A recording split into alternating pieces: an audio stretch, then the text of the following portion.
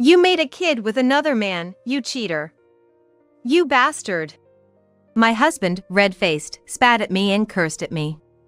I want a divorce right now, and I want you both out of this house. I was so disgusted by the loudness and violence of his voice that I closed my eyes. I had been at loggerheads with my in-laws for some time, but I had never imagined that he could be so foul and angry. And what he said was not true. I would never cheat on him. The reason for this situation was the results of our daughter's blood test. My husband and I both have type O blood, and our child could only be type O. But for some reason, our daughter's blood type was type A. As soon as my husband heard about it, his blood turned to blood. He assumed that I had cheated on him, and he unilaterally accused me of cheating. There was no way I could have been unfaithful. I want to find out why. Let's take DNA test. When I calmly retorted, he stuck out his chin and condescended to me in a pompous manner. You'll only expose your love for men anyway. You're going to strangle yourself at best. My husband, who apparently has no intention of changing his mind once he has made up his mind, happily offered me a lock of his own hair. 2 weeks after we received the results of the DNA test, I showed the results to my husband, who was still skeptical. The husband's eyes slowly widened as he stared at the paper, and his eyebrows, which had been raised in anger, now lowered in doubt and anxiety. No way, what's going on? I looked straight at my husband, my voice trembling, and said, without hesitation, I don't know. But you said you wanted a divorce, so I'm going to go ahead with it. I will also tell your parents about it, because they will know the truth. My name is May. I am 28 years old. I work for a trading company in the household goods industry and belong to the Human Resources Department. I met my husband, Ken, at a drinking party organized by a friend. He is self-employed in the engineering field with his parents. I decided to marry my husband because I found his easygoing, detail-oriented personality comforting to me, as I was working in a large organization every day. Although my husband and I continued to get along well after our marriage, my parents-in-law's family was a source of great concern to me. My parents-in-law thought that a woman should join her husband's family when she becomes a bride, and I wanted to continue my own work after marriage. Are you still working? It's so disgusting for a woman to go out and dawdle. Quit your job and help us as a wife. My mother-in-law would frequently call me over to her house and complain about such things. I tried to dodge her complaints, but it was quite a stress for me to have to spend my precious days off with her. I like my job and have recently been given the responsibility of selecting new hires. I am looking forward to continuing to develop my career. The relationships in the company are good, so even though I have had some difficulties at work, I have not had any bad experiences. I want to keep my job, and not just because of the money. You have to say something to him. When my mother-in-law asks my husband, he was respectful, albeit dismissive. She wants to do what she's doing now, so why not? My father is still going strong, and it's not like I'm going to take over anytime soon. Let me do what I want with the family. When she hears my husband's words, my mother-in-law narrows her eyes in frustration and gives him a small tongue lashing. You've turned into a son who talks back to me. Of course I want you to live with me. I wonder what she has told you. My husband responded to her with a sigh of annoyance. Well, it's not like our sales will go up all at once if you help us. We'd be better off if you worked for us at your company. I'd be lying if I said that I didn't feel that they were just after my income, or that they wanted more affectionate words. However, I am grateful to my husband for protecting the lifestyle I desire. I decided to ignore my feelings and be thankful to my husband.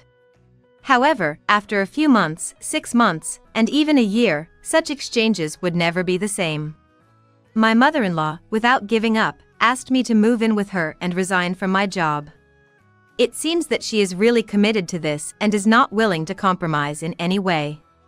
Moreover, perhaps her frustration was so great that it was boiling in her head, and she said, "You are crazy to be so obsessed with going out to work. What are you after? A man? Yes, of course you are.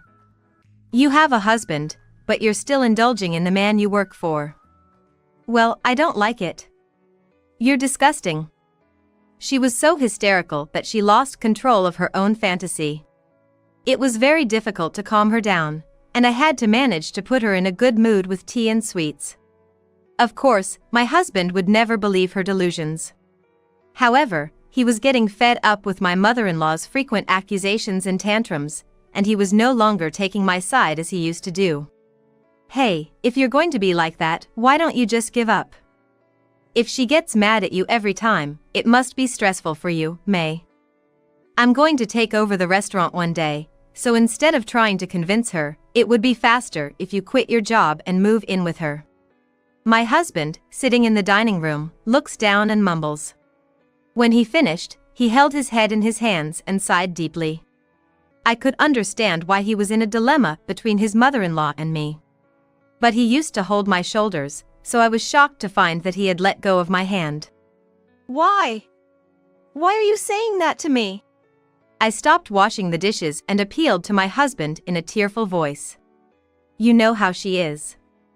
I don't want her to keep attacking me by continuing to live the way she is now. I mean, you don't like it either, do you? You've been doing the same thing for a year now, and you still want to work?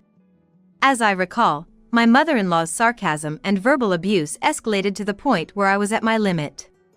But work is an important part of my life. I didn't want to give it up. And considering my mother-in-law's personality, there is a possibility that if we move in together, she will start to bully me. Yes, but you are her son, aren't you? I want you to persuade her somehow. You said that if I wanted to do it, it would be fine, and that the income would increase because I would be working. Don't let your parents push you around. Besides, there's no guarantee that living with them will solve everything. Tears welled up in my eyes, but on the other hand, my fists were clenched tightly and shaking. Besides feeling sadness at my husband's betrayal, I was also filled with anger. My husband slammed the newspaper down on the table and got up from his seat with a violent noise, as if irritated. Shut up. That was a long time ago. That was a long time ago. If you stick to the same ideas, there are so many things that can go wrong. You're stubborn and selfish. Wait a minute. You just say what's convenient when it's convenient and flip-flop when it's not convenient. That's called disloyalty. I strongly retorted to my husband, who was about to leave. In the end, the day ended with such a quarrel-like exchange. I was so exhausted that I went to bed without cleaning up. How did I end up in this situation? My mother-in-law is a problem, but the change in my husband's attitude is very painful. Once my husband leaves, I am left alone and helpless. With no one on my side, I felt very discouraged that I had to stand up for my beliefs all by myself. We had been on edge since the fight, but a few weeks later I found out I was pregnant. I had been having some bad days recently, and my coworkers were concerned, so I went to the hospital and was told that I was in the second trimester of pregnancy. My husband was happy to hear this. He was also concerned about my body during the pregnancy. If it is a boy, he will be my heir. If it is a girl, I want a pretty girl like you. You are working and taking care of the house right now, but I think this is an important time for you, so you don't have to push yourself too hard. I was touched by such kind words, but at that moment, my husband said what he did not want me to say. My husband said the last thing he wanted me to say. He said, "That's right. Why don't you take this opportunity to quit your job? I'm sure the job will be hard on your pregnant body, and it would be a good opportunity. If you move in with my parents, you can take it easy and relax while I take care of the house." At that moment, my head was boiling hot. Did he forget everything we had discussed and fought about? How could he say such a thing so easily with a smile on his face? Don't say that. It's not a good opportunity. It's as if you're using our new baby to make me live with your in-laws. We didn't have a baby with that kind of intention, did we? I'm not going to stop working. When I started to talk, my husband looked annoyed, as if he had been pressured. Why are you so angry with me? Why are you so mad at me? It's common for people to leave their jobs when they get pregnant, isn't it? It is a common occurrence, but my company has a maternity leave system. I'm going to take maternity leave and come back to work after things settle down. Besides, if I quit now, I will lose all the money I earned during the leave. My husband listened to my persuasions in a blank stare until the end of the conversation, when he suddenly reacted. Apparently, he had been pulled into the conversation about money. I wonder if it would be okay if you retire after your maternity leave is over. Then let's just take a leave of absence and think about what to do after that. He said this in a vague, indifferent tone and turned his eyes away from me. I sighed as I looked at my husband, who was staring at the TV. I had not realized before we married that he was such an opportunistic, cash-crazy man. I should be more firm from now on. A few months later, I went back to my parents' home for a home birth. I didn't want to have anything to do with my in-laws or my mother-in-law before or after the birth. When I told my parents about my mother-in-law and my husband, they were very worried about me and were even more angry than I was, especially with my husband. I don't trust people who change their minds. You should never stay with them. If you keep doing that, I think you should consider divorce. My mother must have been very angry with my husband, because she said in a low voice, while strongly handling a kitchen knife in her cooking hand. I was so pressured that even I, who had actually gotten into a big fight with him, was overwhelmed by the pressure. Thank you, but as long as my mother-in-law don't get involved, he's not a bad person. My life will change after the baby is born, so I think I'll wait and see how things go for a while. When I said this, my mother sighed with concern. It's good that you are patient, but you tend to hold things in too much. If you feel you can't do it, tell us right away, okay? Yes, I understand. A few months later, feeling my mother's strong love for me, I gave birth to a healthy baby girl. I named her Marie. After that, I continued to live with my parents, not wanting to return to a place where my in-laws were still nearby as much as possible, and finally returned home a year later when I found a daycare center and went back to work. Although my husband checked on our daughter on several occasions, we never talked about moving in together or retiring. Both my husband and I avoided the topic.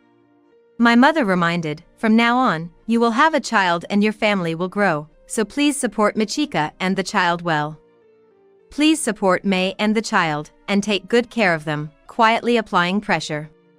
I returned to the house where I lived with my husband, but nothing had changed.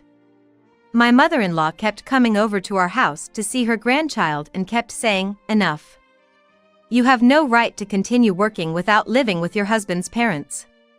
My husband was quick to respond, well, I'm sure she has a lot of things to deal with in raising a child, and she'll figure it out in time. 2 years passed in the blink of an eye. My daughter has grown up remarkably, and now she can walk around freely and talk simply. I continue to work short hours while leaving my child at daycare, and I do not live with my parents-in-law. My husband has become so accustomed to my mother-in-law's verbal abuse and my persuasion that he now watches the TV and looks at me with a blank stare even when she and I are arguing. I already don't expect anything from him. I was hoping that one day I would be able to convince them on my own. Then one day, my daughter became ill. She had red rashes all over her body, and she cried out in discomfort, as if she was in pain or itching. I took an emergency day off from work and rushed to the hospital with my daughter. They said they were going to do a blood test just to be sure, so I asked for the necessary tests. They asked me what her blood type was, and when I told them I didn't know yet, the test was automatically included. I thought it was unnecessary, but the doctor said it was just in case, so I had no choice but to agree. The subsequent diagnosis revealed that the rash was atopic dermatitis, and I was prescribed special medication. I was happy to learn about the inflammation and how to deal with it, but the problem was her blood type. I am type O and my husband is also type O. Normally, we would only have children with type O blood. I was reluctant to have her blood type tested because I thought it was so obvious that it was unnecessary. Don't you think it's strange that we are both type O, but only Marie is type A? I looked down and asked, and my husband's blood turned bloodshot and he raised his voice. I was so upset that I couldn't even speak to him. I knew you were cheating on me at work. I shook my shoulders in shock at the horrifying tone of his voice. Wait, this is just a report, maybe there's some mistake in the test results. You made a kid with another man. My mom once told me that I was obsessed with my job because I had a man outside of it, and she was right on the money.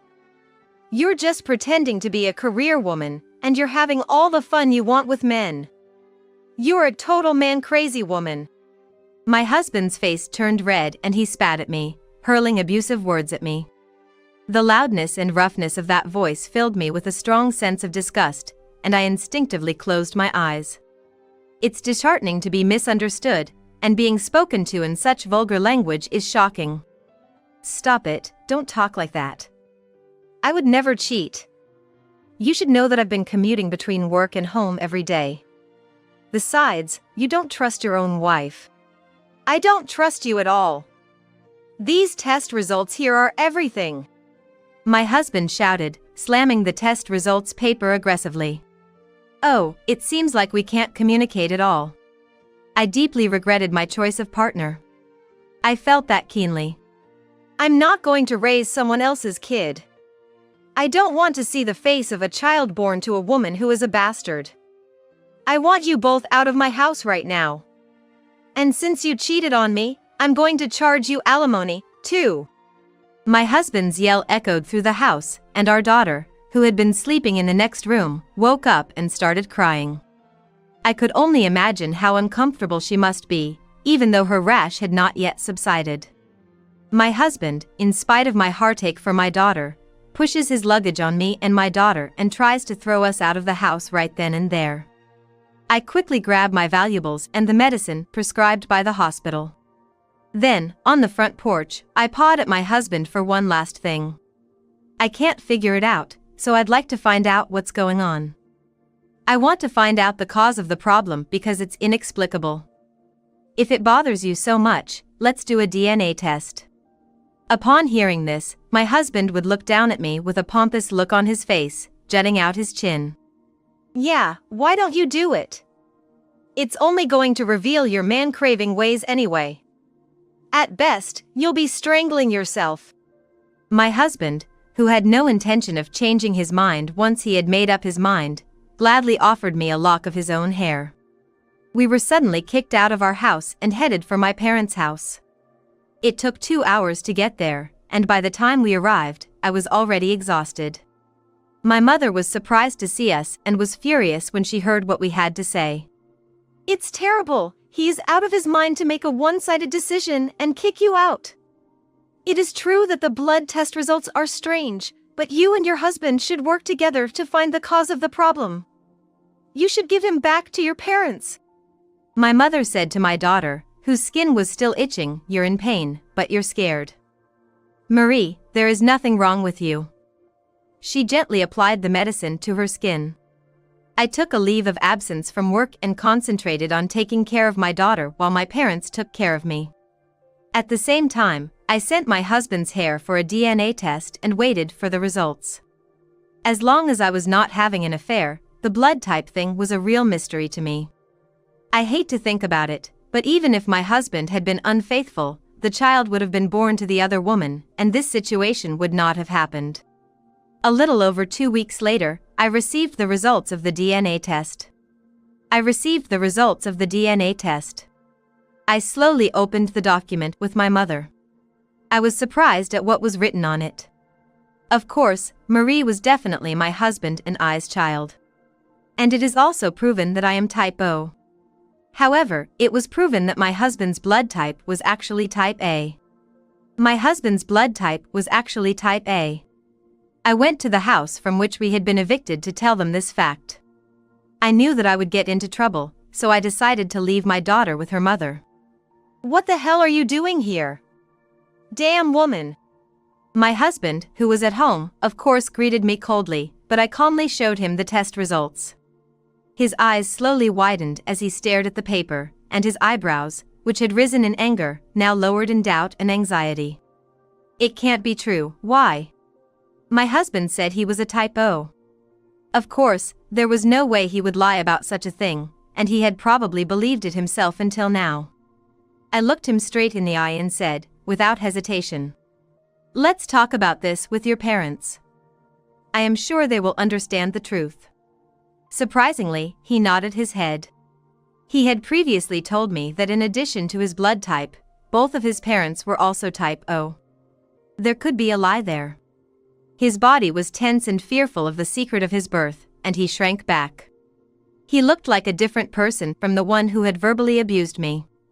When we went to my parents-in-law's house together, my husband seemed to have told them about their daughter's blood type and my suspicions of infidelity, and the look my mother-in-law gave me was as cold as ice. "Why are you with her?" My mother-in-law expressed her disgust. With trembling hands, her husband showed her the DNA test form. "I don't have time for this. Look at this, you and Dad both said that my blood type is O. Why does it say I am type A?" My mother-in-law took it slowly and looked at it for a while, her face scrunched up. Then she led us into a back room. My mother-in-law, sitting in front of us, looks formal and silent. She seemed to have something to say, but she looked down, biting her lip as if she wanted to say something. "Is there a reason? Mom is type O, Dad is type O, so of course I'm type O. It should be that way." My husband was trying his best to act tough, but inside he seemed to be seething with anxiety, and his hands were shaking under the table. "I know, but..." Her face is as white as a doll's.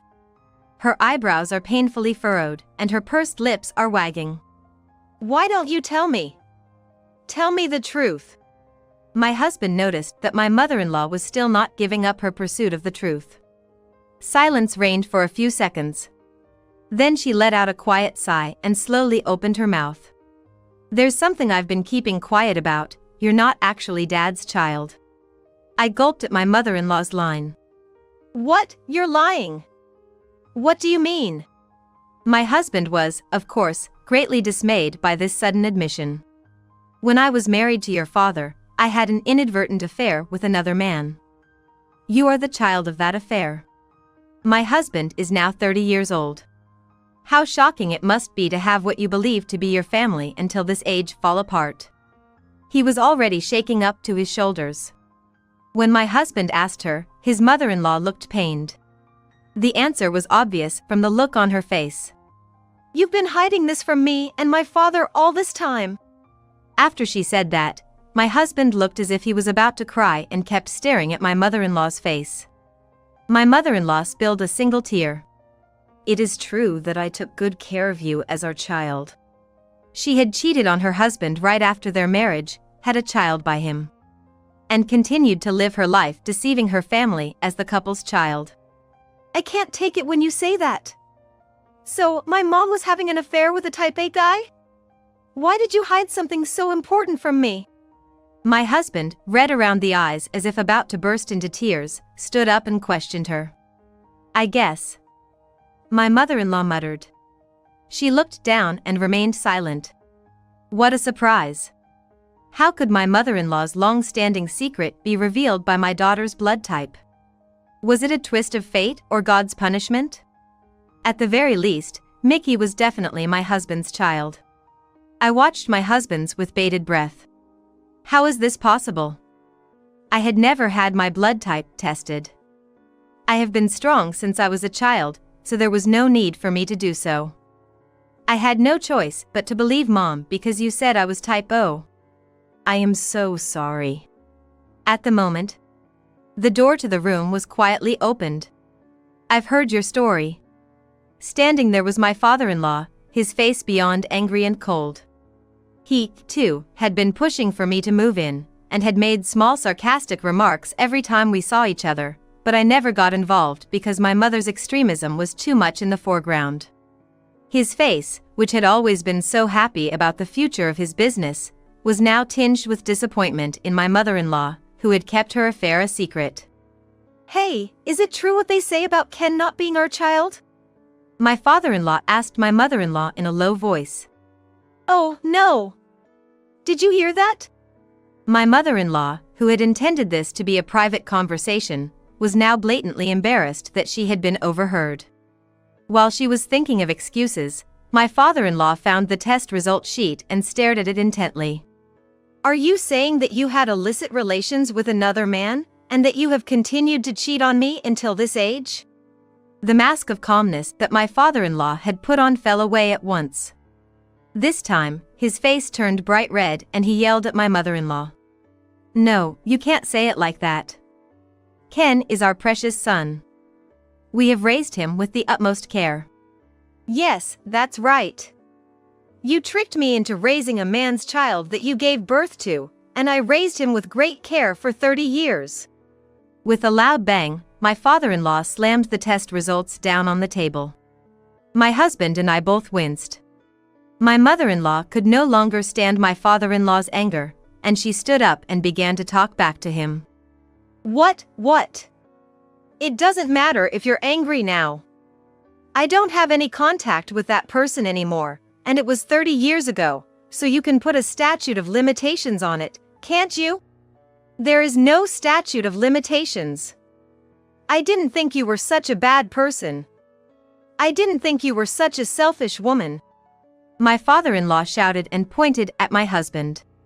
My husband was frozen in his seat, his mouth agape at the unexpectedly huge fight between his parents-in-law. Now that I know this, I will no longer be married to you. Divorce. You too, Ken.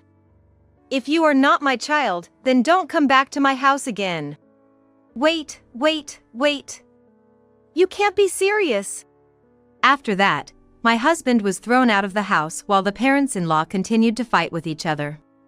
I left the house with my husband and went to a family restaurant to discuss divorce. I know you are not cheating on me. It was all a misunderstanding.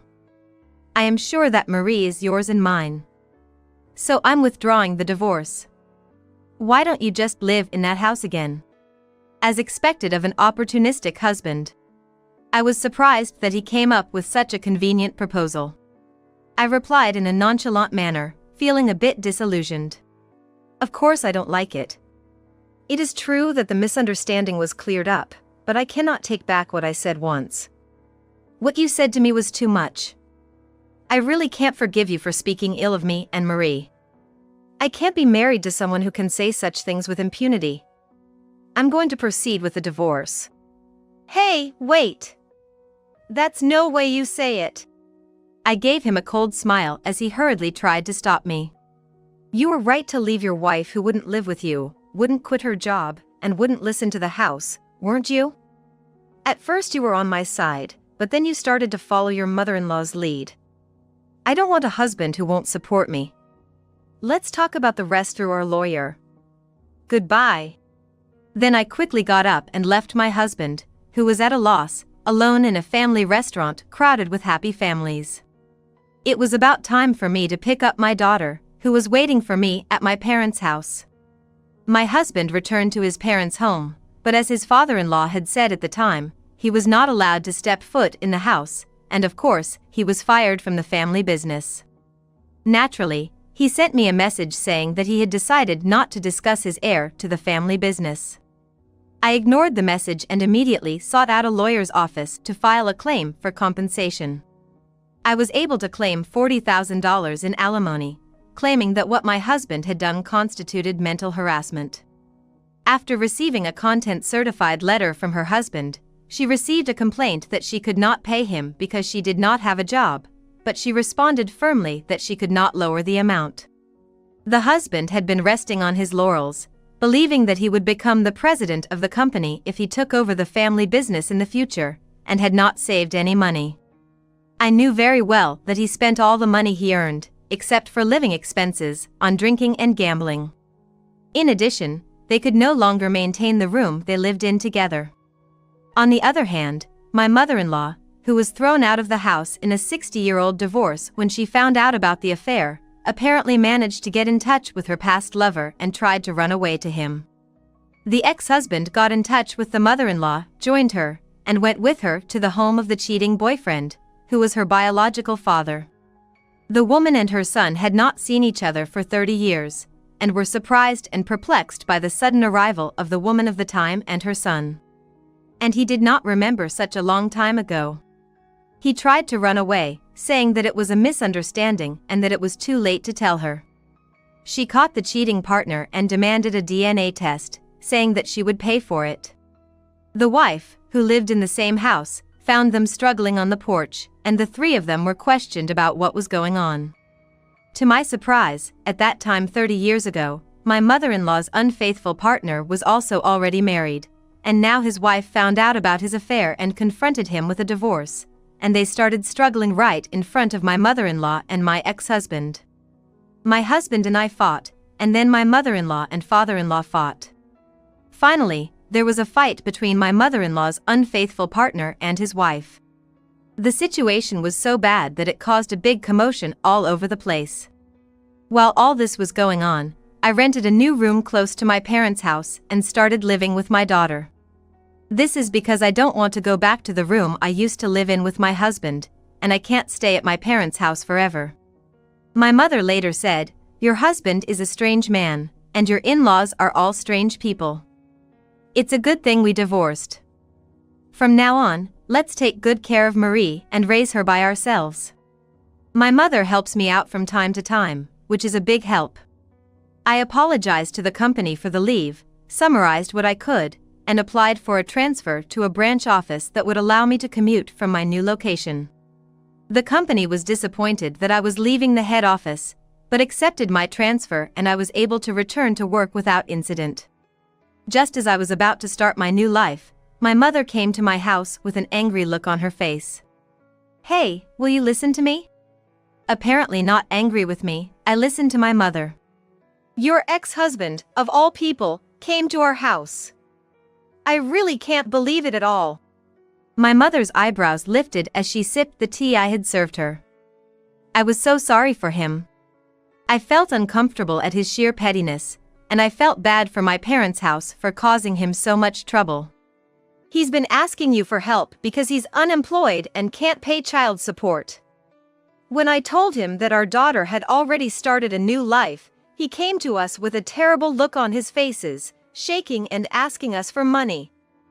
It was so bad that we immediately kicked him out." After a brief conversation, my mother seemed refreshed and gulped down a cup of tea. "I'm sorry," she said. "I'm sorry I even bothered your mother." My mother smiled broadly at me. "It's okay. It's over now. I've threatened to call the police the next time you come over, so he won't come again." My mother patted me on the shoulder. I was so encouraged by her warmth that I burst into tears. My mother is a true type O. After that, I received daily messages and voicemails from my ex-husband. Apparently, after being evicted from their respective homes, my husband, my mother-in-law, and the man with whom my mother-in-law had an affair had decided to start a new life together. When I saw the contents of the messages, I laughed because it was such a strange combination. However, it was impossible for them to cooperate with each other after the bitter fight they had been through. As expected, they were not getting along with anyone. So he asked me for help. How could he be so brazen? I ignored everything and blocked all of his accounts and phone numbers. And my ex-husband's bad luck did not stop there. He came to my current place of employment. However, he never confronted me. I was so terrified that he had been following me again and again that I had talked to the company about him and had them put the groundwork in place in advance. As soon as the surveillance camera caught sight of him at the entrance, sirens went off in the office. I watched through the monitor as he ran away from the security guards, startled by the sound of the sirens. The employees, who had witnessed my ex-husband's obsession, all took pity on me and promised to keep him away from me in the future. Soon after that, another person came to my office. It was my mother-in-law, who should no longer be involved. She came during my lunch break, when I was not in the office, and caught me in the hallway. "I finally found you. You have to take responsibility for once and for all." Her voice echoed through the office corridor. A passing employee looks at me with concern as someone from outside the company is engaging with me, his face contorted in anger. What's going on all of a sudden?" Why did you even come to my office? I was puzzled, and she, looking much paler and paler than before, ranted and raved. Of course I did. If only you hadn't done the DNA test, none of this would have happened. You've ruined everything I've worked for. Everything I've built up is ruined. Everything is a mess. She was the one who cheated on her husband and did not tell me for over 30 years that she had a child with him, but she forced me to take the blame. She was about to grab me when a security guard came and took her down. The incident was immediately reported, and even the police came to the scene. For some reason, my ex-husband was there with me at the time and was watching from the shadows, so it seems that both parents were questioned together. I really wish they would stop this. My new life has already started, and I am divorced from my ex-husband. The next day, I returned home with the thought, please let me lead a peaceful life. The next day, just like the day before, someone entered the company and waited for me in the hallway. This time it was my father-in-law. There was no way I had told him where I worked, and I wondered where the information had leaked from. I looked at him with a sense of dread and he said, well, I caused you a lot of trouble in the past and made a lot of noise. I left my wife and kicked my son out of the house, and then I realized that we are short on staff. I know you're divorced, but you're still my daughter-in-law, and I want you to help us as an employee, he said, his face smiling as he spoke of his mysterious theory. Don't be absurd. I am your son's ex-wife whom you insulated. I have nothing to do with this now. If you are headhunting, please look elsewhere. As I replied calmly, my father-in-law's scowl changed and his eyes sharpened, and he came at me fiercely. You're going to talk back to me? When you were married to my son, you never quit your job, you never moved in with him, and you were selfish. I told you I was going to cut ties with my son and wife and hire you from scratch, and you said no to that, too? Women these days are all so cocky and disgusting. His attitude was so strange, and just like when my ex-mother-in-law came to see me, the security guards and the police immediately came and took him away.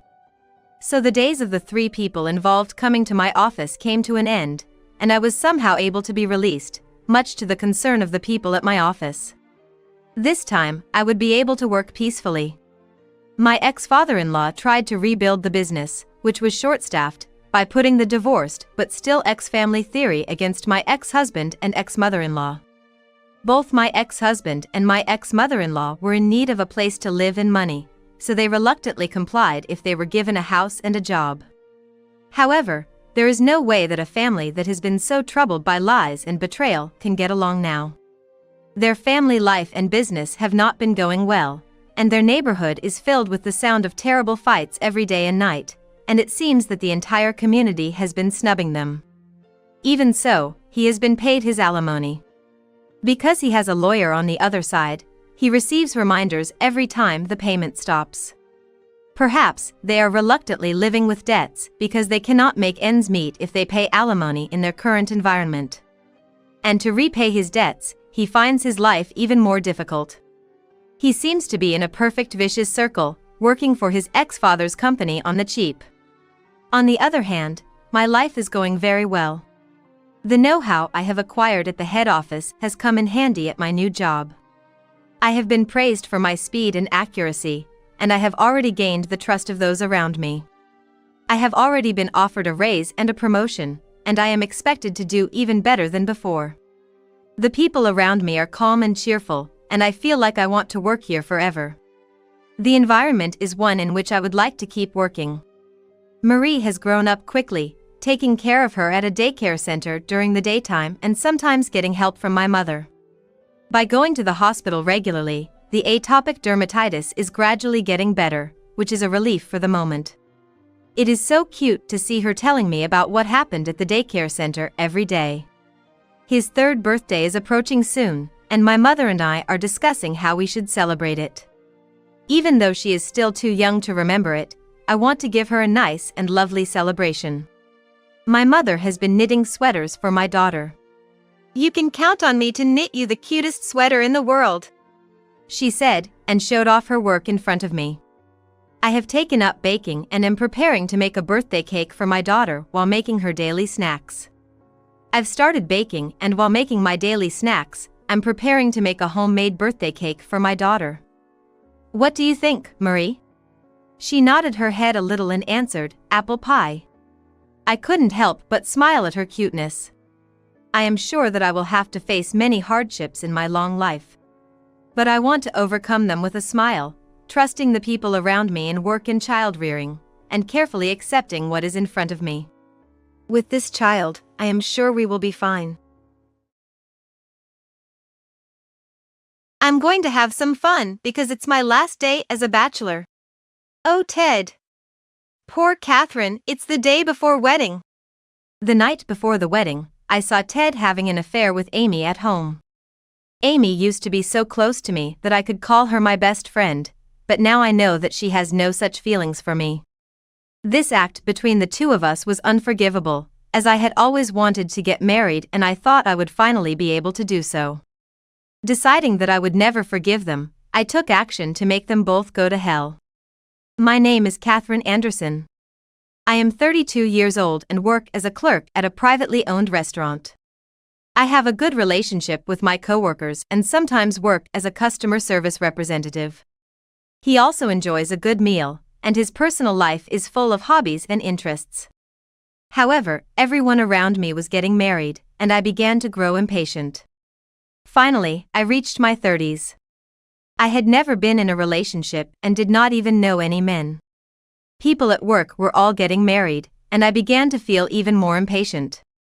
Whenever people at work or friends invited me to their weddings, I became more and more frustrated that I could not go on like this. I rarely went out outside of my home and office and had no chance of meeting anyone at all, so I became impatient and anxious to get married. At that time, an acquaintance who knew of my situation introduced me to a man named Ted White. Ted was 1 year older than me and worked for a reasonably well-known company. When I met him on a trial basis, I found out that Ted also wanted to get married soon.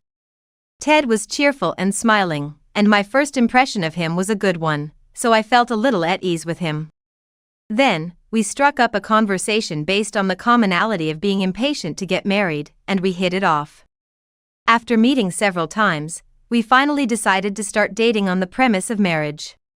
We both had the same values about marriage, and we said to each other that we wanted to live our lives helping each other. I felt that I could be a good partner with this person, and I felt lighter now that I was free from impatience. I was upbeat and determined to work toward marriage. We immediately started living together. Since he had been living alone, we were able to share the household chores well and live without any stress in terms of living. However, there was one problem. Ted often forgot appointments and plans. Since the relationship was based on the premise of marriage, they had started preparing for the wedding at the same time as they were dating. We had been making plans and taking action for that purpose, but here we found out that Ted was not a planner. Even when he made plans, he would forget or cancel them. I had to warn him each time. There were times when I was the only one who could do something that was supposed to be done by the two of us. I felt angry at Ted because of such incidents. Still, I continued dating, in large part because I was in a hurry to get married if I broke up with Ted. Ted was also remorseful that things were bad enough as they were, so I felt I wasn't good enough to break up with him. Come on. Didn't I tell you properly? How many times do I have to tell you? I'm always sorry. Thank you for reminding me. Ted was also sorry and seemed to want to fix it somehow. He had also heard from his in-laws that even this was better than before. My in-laws are good people who care about me in any way, so I was sure that Ted would change. All I had to do was to be firm, and Ted was sorry for what he had done. Of course, there were many times when I felt disgusted with Ted, who did not improve easily. However, every time I paid attention to Ted, he would thank me, and I felt as if he was relying on me, and a part of me was happy about that. So each time I did this, I tried to be firm and felt that I wanted to help Ted. I knew I was being naive, but the thought of leaving Ted never occurred to me. However, with 3 months to go before the wedding, Ted began working late on more and more days.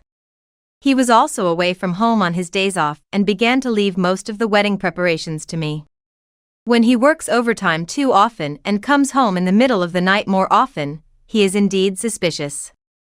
Until now, even when both of us were working, we were able to have dinner together and spend time together in a relaxed manner, but recently I haven't been able to have a proper conversation with Ted. The wedding is coming up soon, and I am worried about how long this kind of life will continue. So when Ted came home from work, he must have been tired, but I asked him, "You've been working overtime lately, what on earth is going on?" "I'm preparing for a wedding, and I can't do it without you." It's a wedding, after all. I wanted him to make time for me because I wanted to prepare for the wedding together if possible. But Ted says he just can't do it. I'm trying to get a big chunk of time off in advance for the wedding and honeymoon. I'm in a position that requires a lot of work, and it's hard. I thought it was inevitable then, but when I checked Ted's pay stub later that day, there was almost no overtime pay. And although the hours he was working overtime were listed, they were no more than 10 hours. Ted comes home almost every day around the time the date changes. He also went out on holidays when he had to work. Yet, the overtime pay and overtime hours are low, which is strange. If he was working without overtime pay, I was also concerned about Ted's health, as he did not seem to be taking time off to rest these days. No matter how much he was told it was work, this kind of lifestyle would make him tired. However, when I asked him about the overtime pay out of concern, Ted turned the tables on me. Shut up. Even if you're busy, there are times when you don't get paid overtime. You wouldn't know that in a small workplace like the one you work in.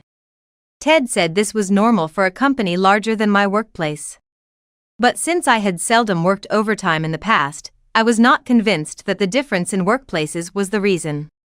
Ted was irritated from fatigue, but I still questioned him. But isn't this indeed too much work? Isn't it strange for a company to not pay overtime?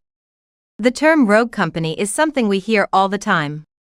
If it were someone else's business, I would only think it sounded like a lot of work, but if Ted's company was like that, I was worried. I was worried if Ted's company was like that, too, and Ted blamed me. You get paid less than I do, and it's a privately owned store, so you probably have an easy job. It's not like the company I work for. To my surprise, he made fun of my job and the fact that I was paid less than him. He told me not to talk back to him, even though he didn't know me, and he stormed out of the house, slamming the door behind him with such force that I felt sad. I was saddened by such Ted. I thought we were living on equal terms, so I was shocked that he made fun of my work.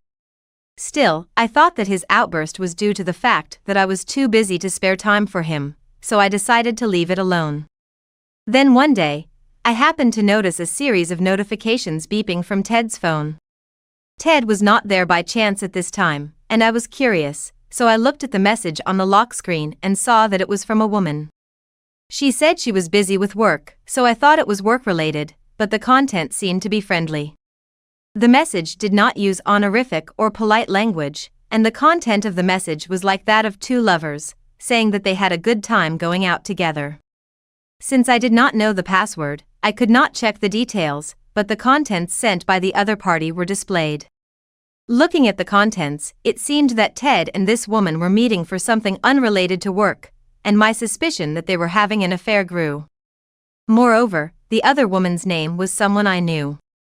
It was Amy Kirkshaw, whom I used to consider a close friend. Amy and I were good friends when we were students, and even though we didn't see each other as much after that, we kept in touch. When I told her I was getting married, she wanted to know who I was getting married to, so I introduced her to Ted. After 6 months of dating Ted, I had gone out to dinner with him to also introduce him to Ted. However, at that time, there was no pretense that she was targeting Ted, only that she was interested in him because he was the man I was going to marry. So you're finally getting married. You used to be so shy that you couldn't even talk to boys. I'm so glad you met the right one. Amy was talking to Ted in a high-pitched, flirtatious voice while speaking about my school days. But I'm sure we didn't exchange contact. How long had we had this kind of relationship? Thinking back to the past, I froze in surprise at the fact that Ted was having an affair with Amy. I hoped that I had been mistaken. Finally, it was the day before the wedding. Ted and I finished final preparations for tomorrow's wedding and went our separate ways. The venue for the wedding was close to our house and my in-laws' house. We planned to wake up early tomorrow and head to the wedding venue. Such a familiar place, but far from my parents' house. Therefore, I had reserved a hotel room for my parents. When I decided to stay at a hotel, my parents, who usually do not travel far, told me that they would head there slowly the day before the trip. Around evening, I received a call that my parents had arrived at the nearest station. At that time, there was still some preparation to be done, but Ted was very considerate. I could handle the rest by myself, so you should go pick them up. Since you came all this way, go and spend some time slowly.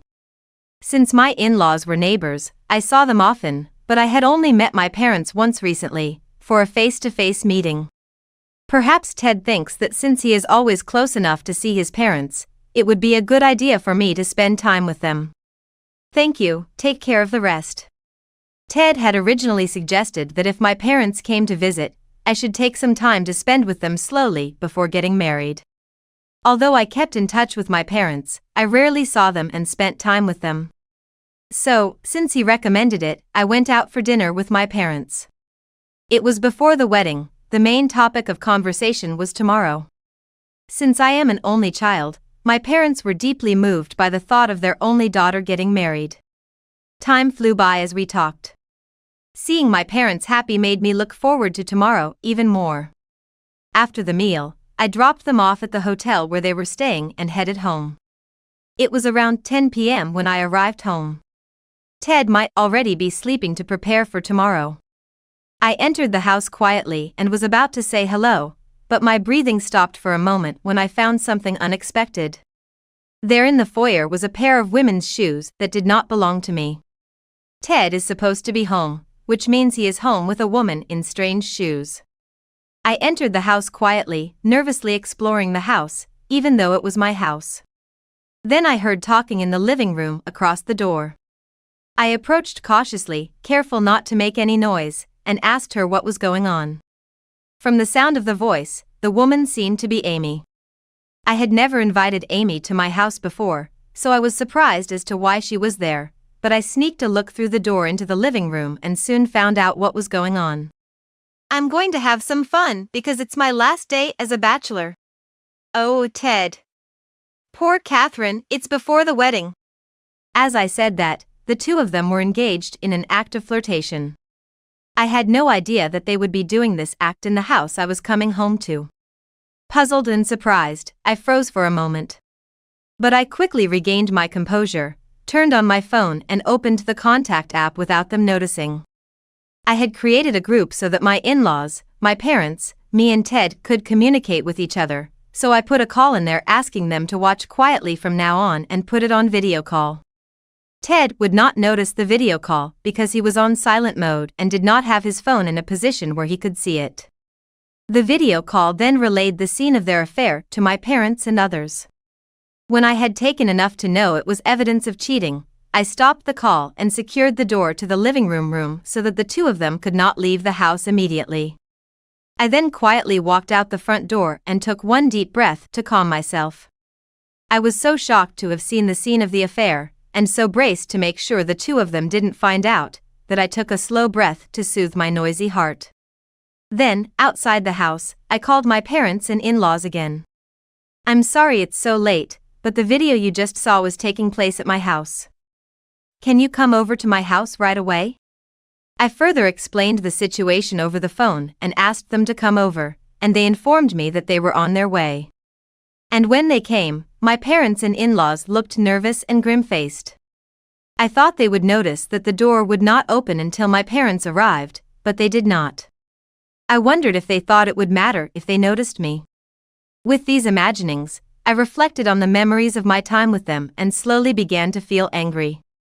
I knew that I was going home, too, and that they were cheating on me at home, which I could only assume made me look like a fool.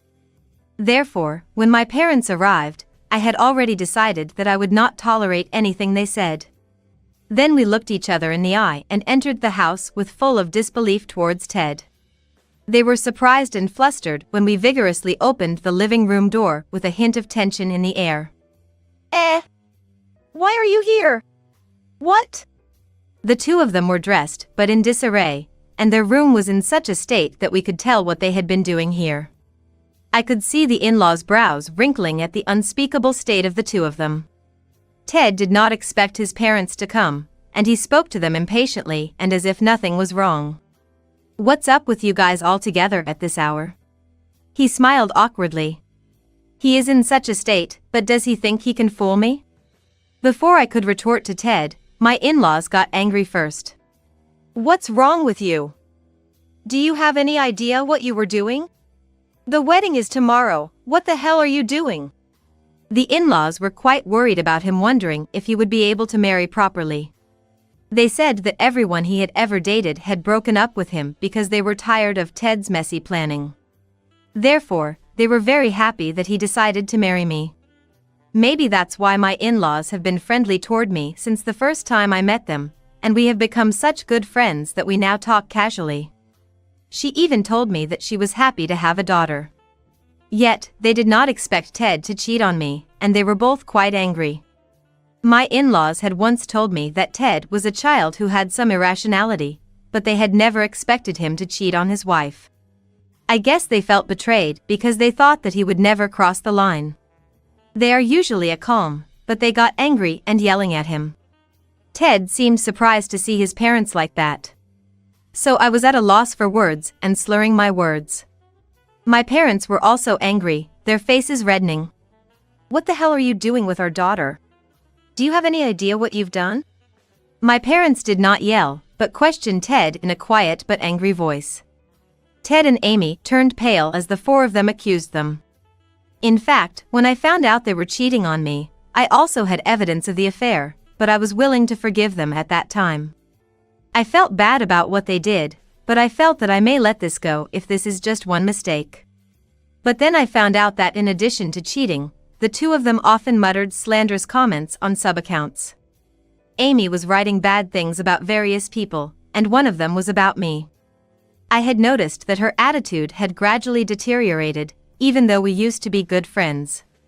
After I found out that she was having an affair with Ted, I thought back to my previous interactions with her.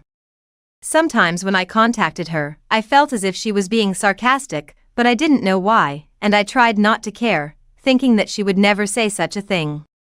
I had fun memories of being a student, and many times I became aware that it was just my imagination and didn't think about it. So when I saw the bad words about me in Amy's backstory, I was more convinced of her attitude up to now than shocked. Unlike me, Amy got a job at a well-known company. However, apparently she could not make the kind of living she expected. When talking with me, she would laugh and tell me that it was a big company and that the work was hard but the pay was good. She seemed to be distracting herself from her sorrow by bragging to me in this way. But I was employed at a small store and paid less than Amy. Yet, seeing me enjoying myself every day, he became dissatisfied, and as a result, he seemed to become sarcastic toward me. Still, since we were both single, I guess we were both relieved. At that time, when I introduced Ted as my marriage partner, he seemed to become even more hostile toward me. In the backgrounder, he humiliated me a lot and complained about me getting married. Knowing such a state of mind of Amy, I do not want to contact her anymore. So, before I introduced Ted to her, I had sent her an invitation to the wedding, but I was thinking of gradually distancing myself from her from now on. Ted, on the other hand, was posting bad things about people in the backstage, and was also expressing his sorrow here. The content was not as malicious as Amy's, but it was disgusting. He wrote that I was a little wife who would do as she wished. Seeing this, I became angry at Ted, who had been making fun of me inwardly. Still, at that time, I was still willing to forgive him. I chose the option of forgiveness because I was in a hurry to get married, but of course I did not intend to leave it at that. He was planning to secretly keep evidence that was inconvenient for Ted and put it to good use when the time came.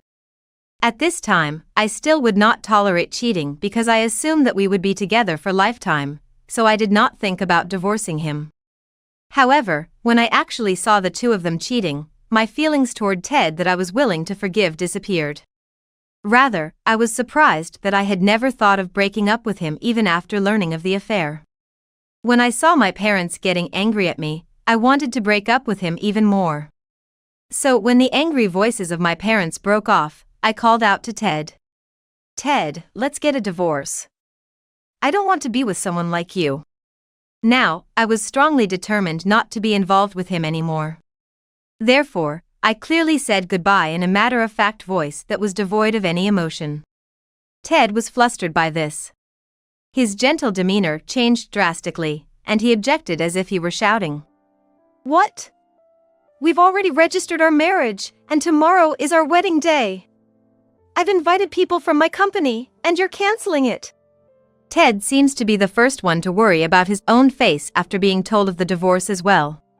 With these words, you can tell what he thinks of me. If they were married, Ted would not be willing to help each other. I was appalled by such a Ted. "How can you say such a thing after hurting me? Do you think I don't know anything?"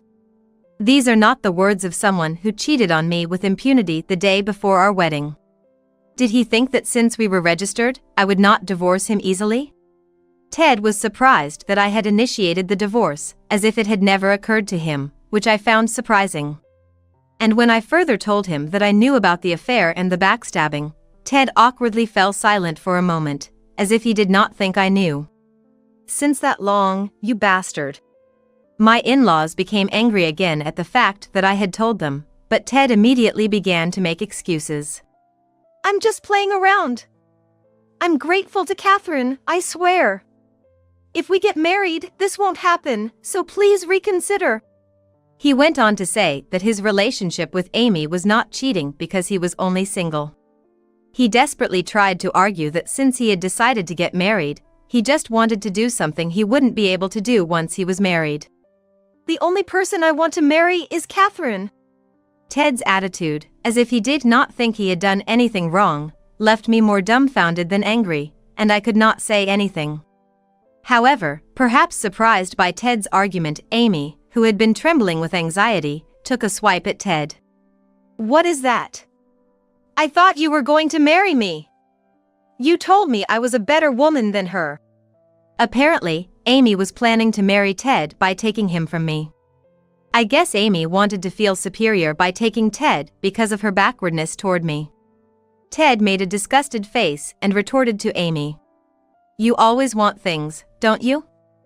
There is no way I'm marrying someone like that." Amy was a person who bragged about her clothes, bags, and other things. She was bragging about her possessions on SNS, and it seemed that she often bought expensive things. She must have asked for something while she was having an affair with Ted. Ted said selfishly that he preferred her as a lover, but that he would prefer me if he wanted to marry her. I don't want to get married to someone who does whatever they want. I wouldn't choose such a partner. What makes you think I'm any less than Catherine? With these words, the two began to argue. Seeing the two of them uglily shoving responsibilities at each other and making selfish claims, the in-laws seemed to be getting tired of it. My parents, though, looked at the two with a stern look on their faces. They had met Amy when Amy and I were still close, so they must have had their own feelings about it.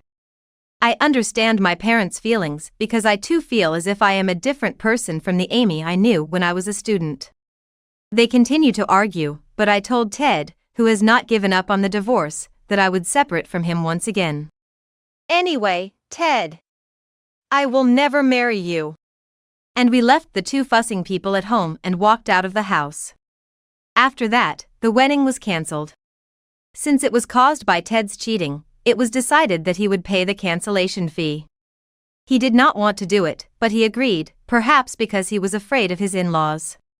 Then, after the wedding and the honeymoon were cancelled, we discussed the divorce. When I asked them for alimony, they again argued, but I had hired a lawyer, so the lawyer broke them down and the matter was settled. With further preaching by my parents and in-laws, I was able to successfully divorce him and receive alimony. The alimony was higher than the market rate, partly because of the evidence of the affair and partly because of the slander on the internet.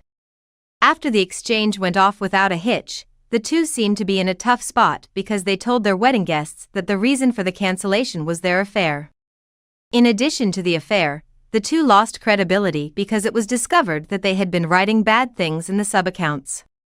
Ted's invited guests included his colleagues and bosses at the company, which put him off the career track and made people look at him coldly. He could no longer stand such an atmosphere at the company and voluntarily resigned not long after the divorce. He is trying his best to find a new job, but he is having a hard time finding one. She is now living a poor life because her savings are completely gone due to cancellation fees and alimony payments. Amy was a shopaholic and had no savings to begin with. In addition, he did not take his job seriously and his salary was low. Therefore, it seems that he borrowed money to pay the alimony. After Ted and I were officially divorced, Amy apparently followed Ted around, trying to marry him. Amy wanted to get married, but she also wanted Ted to pay her debts. After persistently following him, Ted finally rejected her with harsh words and gave up on him. After that, she sold all of her belongings, but could not pay the debt, and is now living in poverty as well. She lost her money, could not get the marriage she had dreamed of, and in despair, she stopped following him and is now living alone. It sounds like a difficult life, but she deserves what she got and I hope she will never get involved with me again. I have reflected on the fact that I was in too much of a hurry to get married and that my judgment had become funny. Thanks to this, I no longer have any desire to get married, and I am living a settled life without being in a hurry. Even before Ted's affair was discovered, I held back in order to get married, even though Ted's problematic behavior was there. I can see now that it is not so easy to be happy when married to such a partner. Even afterwards, I reflected on the fact that I should have acted to break up with him once I realized he was cheating on me. After the divorce, I was remorseful but did not care about Ted. However, the acquaintance who introduced Ted to me was apologetic. Then, perhaps out of apology, he introduced me to a man who he said seemed to be a good match for me. He said it was because he remembered how depressed I used to be that I didn't have any male friends. When I tried to meet this guy, we started as friends because we had the same interests and we enjoyed talking. I feel I enjoy it even more now that I am no longer in a hurry to get married. I now feel that I don't have to force myself to get married, and while enjoying my life to the fullest, if and when I do decide to get married. You guys are having an affair, aren't you? I've heard that affairs are common among older couples, but I never thought there would be such fools doing that so close to home. An affair? Do you have any proof? I do. Mom took some photos. This is a mess. True. Well, it's probably for the best.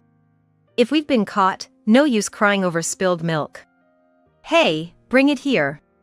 I, Talia, in collaboration with my mother, had caught my sister and my husband in their affair.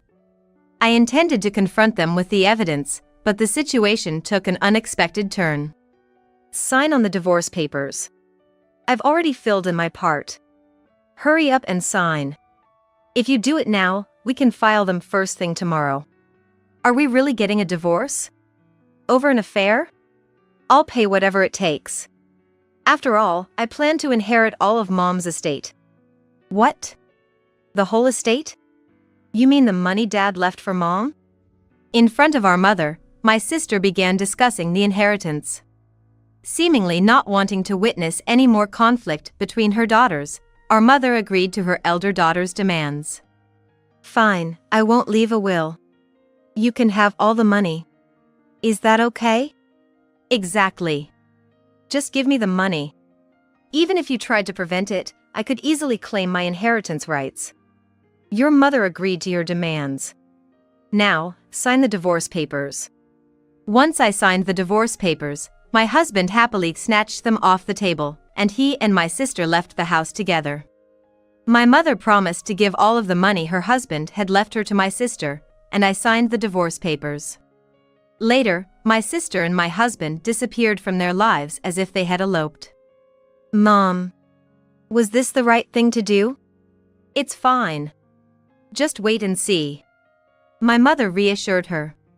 2 years later, after my mother passed away, my sister and ex-husband who hadn't shown up to the funeral came to the house. As promised, I, the eldest daughter, will inherit everything. There's no money for you. What? My sister exclaimed, only 2 seconds after looking at my face. I was ready to execute the plan I had inherited from my mother. I am Talia, a 47-year-old office worker. My husband, Riley, worked as a security guard, often having weekdays off. With my weekends free, we struggled to find time together in the past. However, as our marriage approached my 50s, I found the mismatched days off more comfortable.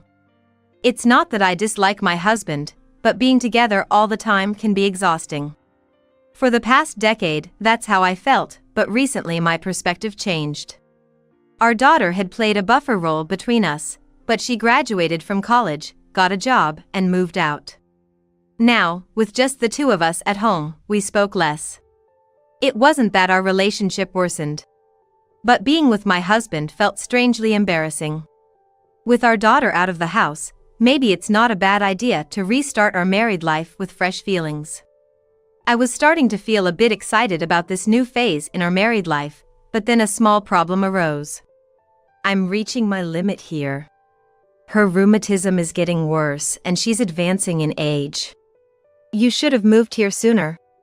It couldn't be helped. Mom didn't want to leave her hometown. But now she's accepted the move, realizing she can't be stubborn anymore. I was worried about my mother's health, but relieved to hear she had agreed to move. My mom, Yasmin, and my sister, Callie, had been living together. Despite her old age and some illnesses, my mother was still managing her daily life. Callie, being a nurse, had been a great comfort, taking care of our mother. However, as our mother aged and with Callie working, it was getting harder for her to support our mother alone. We'd been discussing this issue for years, and I had suggested they move closer to me. It would allow me to help with our mother's care, and moving from the countryside to our town would be more convenient for them. Reluctant at first to leave the house she had lived in for so long, she finally agreed to move this year, now at the age of 78. This place is convenient. There's a supermarket just a 5-minute walk from home. I wish we'd moved here sooner. Don't walk to the supermarket with your bad leg. If you need something, just ask someone, or I'll drive you there. 6 months later, my mother and sister moved near my house. Callie found a new job and seemed to be adjusting well to her new life. Mom, initially sad to leave her hometown, now seemed more lively living in the city. According to Callie, she was more energetic than when living in the countryside. Seeing her this energetic, maybe we didn't need to move after all. Well, moving is a big ordeal and expensive too. Don't worry about the money. Remember, Mom had. Right, I forgot. No need to worry about that. Seeing our mother bustling around the house, the sound of her slippers tapping, brought smiles to our faces.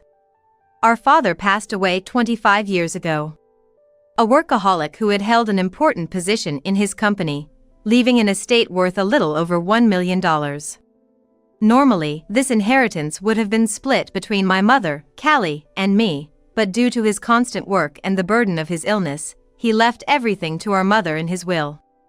Callie and I were just starting our careers then, 22 and 24 years old, and he probably thought it wasn't wise to hand over such a large sum to us at that age. We had our own incomes and knew our parents had supported each other throughout their lives, so we didn't object. However, even with the $1 million, she continued to live frugally. Come on, let's go to the supermarket before they run out of the sale detergent. We can buy up to 3 per person, so we need to hurry. It's not like the supermarkets in the countryside, they won't run out that quickly. My mother urged, ready to leave with the ad in her hand. She, determined to save $1 on detergent, looked as serious as if she were heading into battle. Living mostly on her pension, she hardly touched the money left by our father. She used it only for necessities, like the recent move, so most of the $1 million was probably still intact. likely intended for Callie and me. Mom always put us first, and it was evident in her actions. We wished she would use the money for herself, but it was her choice, a gift from our father, and we had no right to dictate how she should use it. Plus, given the amount, it was hard for us to intervene. So, I made it a point not to comment on how she used her money. Callie seemed to feel the same way about not discussing money matters with Mom. Did Yasmin ask for anything specific to be bought? Actually, she mentioned we're running low on bread. Could you pick up the usual? The usual, like a bag? My husband Riley asked leisurely, sipping his coffee while I was busy getting ready for work. It was a weekday, and while I had to head out, Riley was off work. As a result, it was unavoidable that I was the only one rushing to prepare for work, but I couldn't help feeling irritated at my husband, who was leisurely sipping coffee and fiddling with his smartphone, even though I knew it was unreasonable. I have to admit, I'm grateful for Riley's help. I can only visit Mom on weekends, and although Callie, being a nurse, often has weekdays off, she can't always be with Mom. Riley has stepped up to help. This means that throughout the week, one of us, either me, Callie, or Riley, is with Mom. It wasn't my idea, Riley himself suggested it. You're always visiting Yasmin on weekends, but what about weekdays? Callie's there, isn't she? But she works, right? She can't be with Yasmin all the time. Well, Callie's probably with her 1 or 2 days during the week. Then Yasmin is alone for 3 days a week? That's not good. I have weekdays off. I'll go over it. Riley asked me for all the details on how to support Mom. Despite what he might think, Mom is quite healthy. And with Callie being a nurse, we're prepared for emergencies. Therefore, there wasn't really a need for my husband to help with supporting my mother.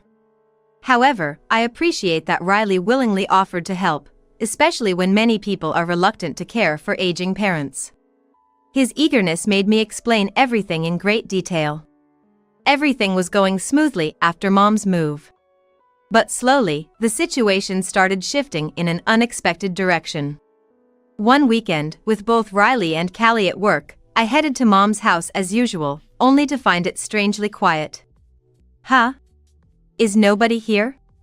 Mom wasn't responding to the doorbell. Callie was at work, but it was unusual for Mom to be out. I considered the possibility of her being on a walk, but also worried something might have happened inside the house. As I was about to call Callie, Mom returned. Oh, sorry, I'm a bit late. Have you been waiting? No, I wasn't waiting, but what's all this? Can't you tell? I went shopping. But those bags aren't from the supermarket, and you've got heavy stuff like cabbage. I could have gotten them for you. I need to do it myself sometimes. It's good exercise. Mom insisted, visibly more bent over than usual due to the fatigue from carrying heavy bags. I took the heavy shopping bags from her, feeling their weight. After letting us in, I set the bags down and immediately asked what was going on. Why did you go shopping alone? I told you, I went for some exercise. Exercise? But you bought so much. I got a little carried away. It's been a while since I went shopping by myself. Is there anything else you need? Well, I couldn't carry milk because it was too heavy. I also chipped a bowl while washing dishes the other day, so I need a new one. And my reading glasses are bent, so I want to go to the optician. And she started listing off things she needed and places she had to go, one after another. It seemed too much to remember, so she pulled out a note from her pocket. Oh, right. I also want to go to the hardware store and the post office. And I need to visit the bank. She continued, reading from her note.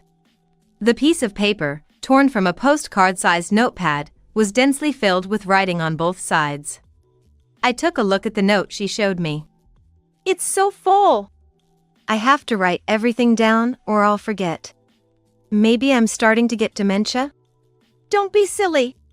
Hey, this electric blanket at the top of the list, didn't you mention wanting to buy it last Sunday?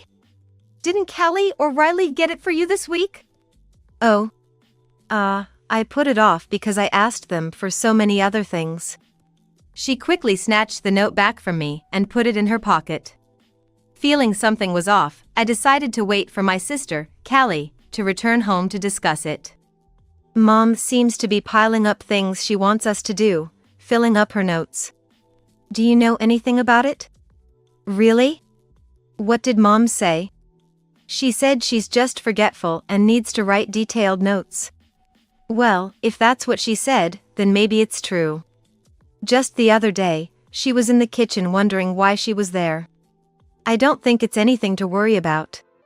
Callie reassured me with a laugh, suggesting I was worrying too much. Considering Callie has been living with Mom and is a nurse, her reassurance should have been enough for me. I told myself I was just being overly anxious and decided to head home. But I couldn't shake my concern about Mom, so I discussed it with my husband, Riley, just in case. Could it be dementia? Callie said it's not. If Callie says it's okay, then it probably is. You worry too much. Riley agreed with Callie. As my husband said, since Callie assured that everything was fine, it must indeed be all right. I tried to convince myself there was no issue, just like Callie and Riley, despite the nagging thoughts in my mind. However, my uneasy feeling about Mom grew stronger. The following week, I found her cleaning the bathroom. What are you doing? What do you mean? I'm cleaning the bathroom.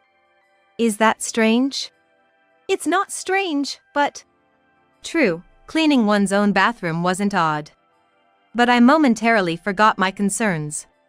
Then I remembered that bending and standing up, as required for bathroom cleaning, was quite taxing for Mom, so usually, Callie, Riley, or I would do it.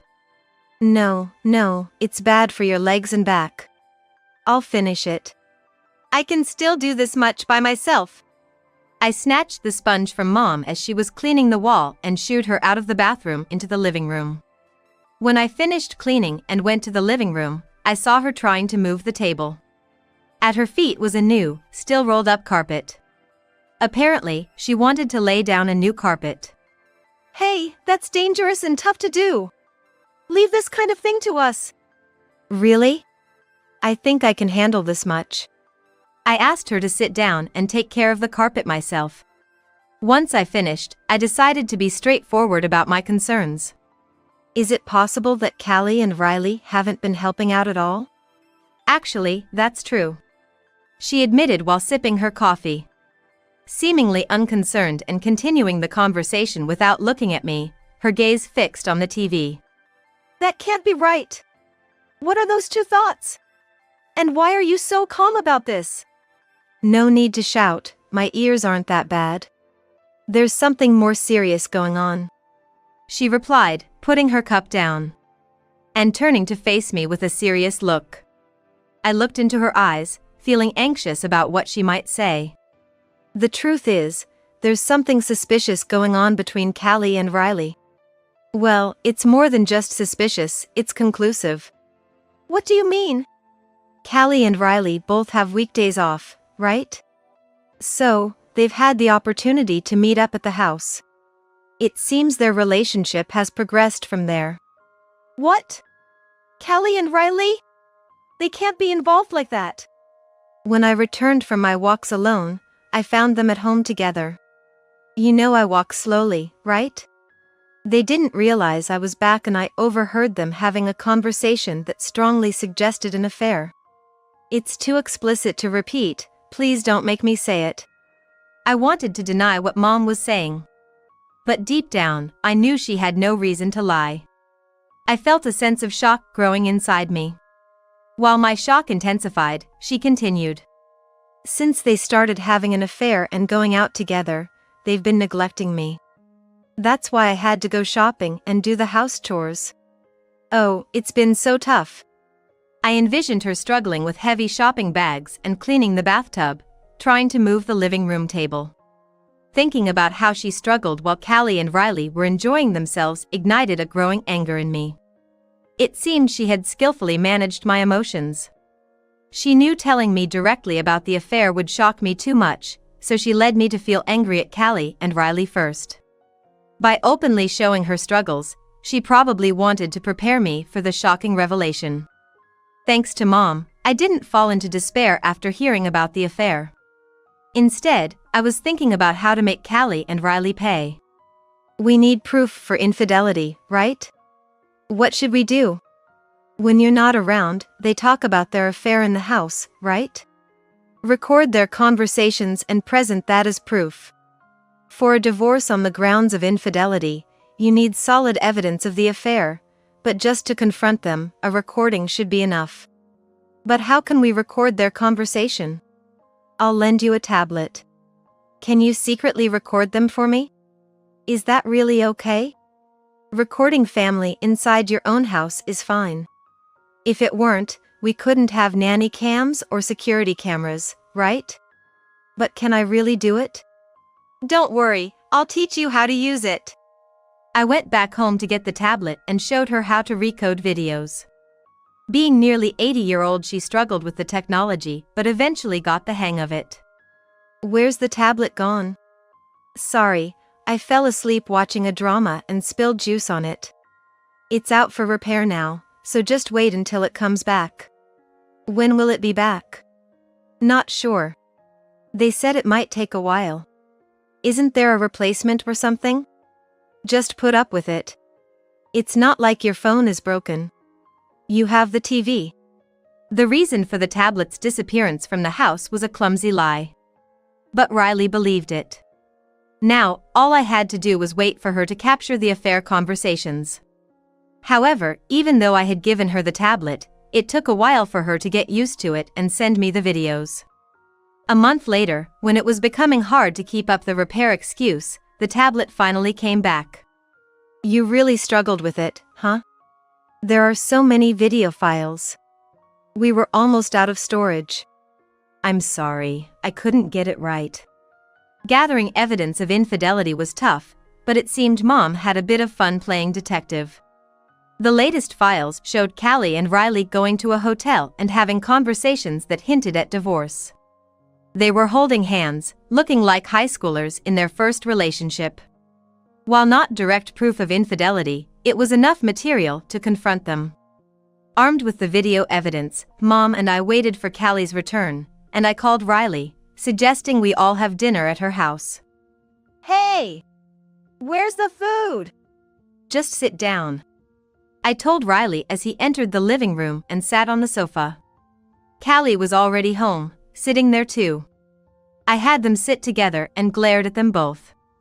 They must have realized they were caught. However, neither of them seemed panicked, they were surprisingly composed. Annoyed by their expressions, I got straight to the point. You two are having an affair, aren't you? I've heard affairs are common among older couples, but I never thought such fools would be so close to home. An affair? Do you have any proof? I do. Mom recorded it, I said confidently, playing the videos on the tablet. I expected them to start panicking. But their reaction was unexpected. Oh, we've been caught. I never thought she would use a tablet. She's never even touched a smartphone before, but she did well. True. Well, I guess it's okay now. If we're caught, we're caught. Hey, bring it here. Callie stood up swiftly and disappeared into the back of the house, only to return to the living room with some documents in hand. She placed them on the table. Sign on the divorce papers. I've already filled in my part. Come on, hurry up and sign it. If you sign it now, we can submit it as early as tomorrow. Despite me having evidence of the affair and being on the offensive, Callie and my husband, smirking as if mocking me, thrust the divorce papers at me, tauntingly turning the tables. The fact that my husband already signed on the papers gave the impression that they weren't brazenly defiant after being caught, but rather, they never intended to hide the affair in the first place. I had wanted a divorce after finding out about Riley's infidelity with Callie. But not like this. It felt like admitting defeat. I wanted to sign the papers out of spite, but my frustration held me back. What's the matter? Got cold feet now? Even if you don't want to divorce, you're going to. We want to get married soon. Amazing, isn't it? To think you can still fall in love in your 50s. And it being my wife's sister made it all the more thrilling. Are you really okay with divorcing over an affair? Talking about alimony? It's fine. I'll pay whatever. After all, I'm planning to inherit all of Mom's estate. What? All the estate? That's the money Dad left for Mom? I was unhappy when Dad's estate all went to Mom. Why didn't I get any money? You didn't complain when Dad left his will. I was young and didn't understand how inheritance worked. I didn't know about the reserved portion and thought we had to follow the will. When I learned I could have claimed $250,000, I was furious. So, I've been taking care of Mom, making sure I get my fair share this time. You just started helping recently, but I've been doing it all along. It's my right as the eldest daughter who's cared for Mom to get the full $1 million. But taking all $1 million isn't right. And bringing this up now. I felt awkward as Callie brought up inheritance in front of Mom. She remained silent and downcast. I wanted to defend Mom, but I lacked knowledge about inheritance. While it made sense for Callie to get more for her support, but I doubted it should be the entire amount. Yet, I couldn't articulate my thoughts. And stayed silent like Mom. I always tell Mom don't write in the will to disinherit me. I'll claim my reserved portion anyway, but it's such a hassle. Callie said, standing up and looking down at Mom. Her words were cruel. It seemed she had been saying this to Mom without my knowledge, berating her constantly. Riley's lack of surprise at Callie's words suggested that he was aware she had been verbally abusing our mother. Riley didn't seem surprised, possibly participating in the verbal abuse too. Mom must have been frightened by their vigorous energy, hidden from me all this time. I clenched my fists, enduring my own helplessness. Then Mom finally spoke. Okay, I won't leave a will. I'll give all the money to Callie. Is that what you want? Exactly. Just give me the money. After all, I can't easily give up my inheritance rights, and I'll just claim what I need. Yasmin agreed to Callie's demands. Now hurry up and sign the divorce papers. I reluctantly signed the papers, and Riley quickly snatched them from the table, happily leaving the house with Callie. Mom must have agreed to Callie's demands to avoid further conflict between us. However, she ended up promising to give all of Dad's money to Callie. Mom, was this really the right thing to do? It's okay. Just watch. My mother seemed to have a plan, but after what Callie and Riley did to me, I was left unable to think straight. The next night, they further crushed my already exhausted spirit. What? What's this? At noon, movers came and took away the stuff. It's been chaotic since the morning. When I got home from work, Riley's belongings were gone. In a panic, I rushed to Mom's house, only to find that Callie's belongings were missing too. After making me sign the divorce papers, Callie and Riley had dashed out of the house as if eloping. The divorce was eventually finalized, with Riley responding to the phone calls. However, I had no idea where the two of them were. I suspected they hadn't gone far due to work commitments. After the divorce, I moved out of the apartment I shared with Riley and started living with my mother. While I couldn't forgive Callie and Riley for their affair and the pain they caused, Mom seemed unfazed. Aren't you angry, Mom? Oh, yes. Maybe it's time to talk to you. I was shocked to learn that Mom had been orchestrating an incredible strategy all along. Everything seemed to have been in her hands. 2 years after Callie and Riley left, Mom passed away at the age of 80. Her lively nature made it seem like she might pop up at any moment joking, just kidding. I haven't fully processed her death yet. But I dread the calm that will come after the funeral. When that time comes, I plan to mourn alone fully. However, I can't stay sad forever. I have a task Mom entrusted me with. A month after the funeral, which Callie and Riley didn't attend, they showed up at the house. Callie, with a triumphant smirk, confronted me. As promised, I, the eldest daughter, will inherit all of her estate. There's no money for you. What? Just 2 seconds after Callie looked at me, I confronted her with the truth. Caught off guard by my unexpected words, Callie and my ex-husband briefly showed a moment of confusion. However, thinking I was merely making a futile attempt to fight back, they quickly regained their smug, confident expressions. What do you mean? That's impossible. I've already told you, you can't just easily dismiss inheritance rights. Plus, Mom promised to give me all the money, right? You might not like it, but there's no point in struggling against it. You're familiar with inheritance, right? But it seems you didn't know about the disinheritance system. Disinheritance system? What's that? The disinheritance system is when someone commits an act that makes them ineligible to inherit. It includes serious crimes, forgery, destruction, alteration, or concealment of a will, and coercion in the creation, revocation, or alteration of a will. How does that relate to me? Didn't you pressure Mom not to leave a will? That's coercion, making you ineligible to inherit. What? You're saying I lost my inheritance rights because I pressured Mom? As I explained this to Callie, her composure crumbled. If she lost her inheritance rights, she wouldn't get a cent of the $1 million she was counting on. Understandably, she was panicking.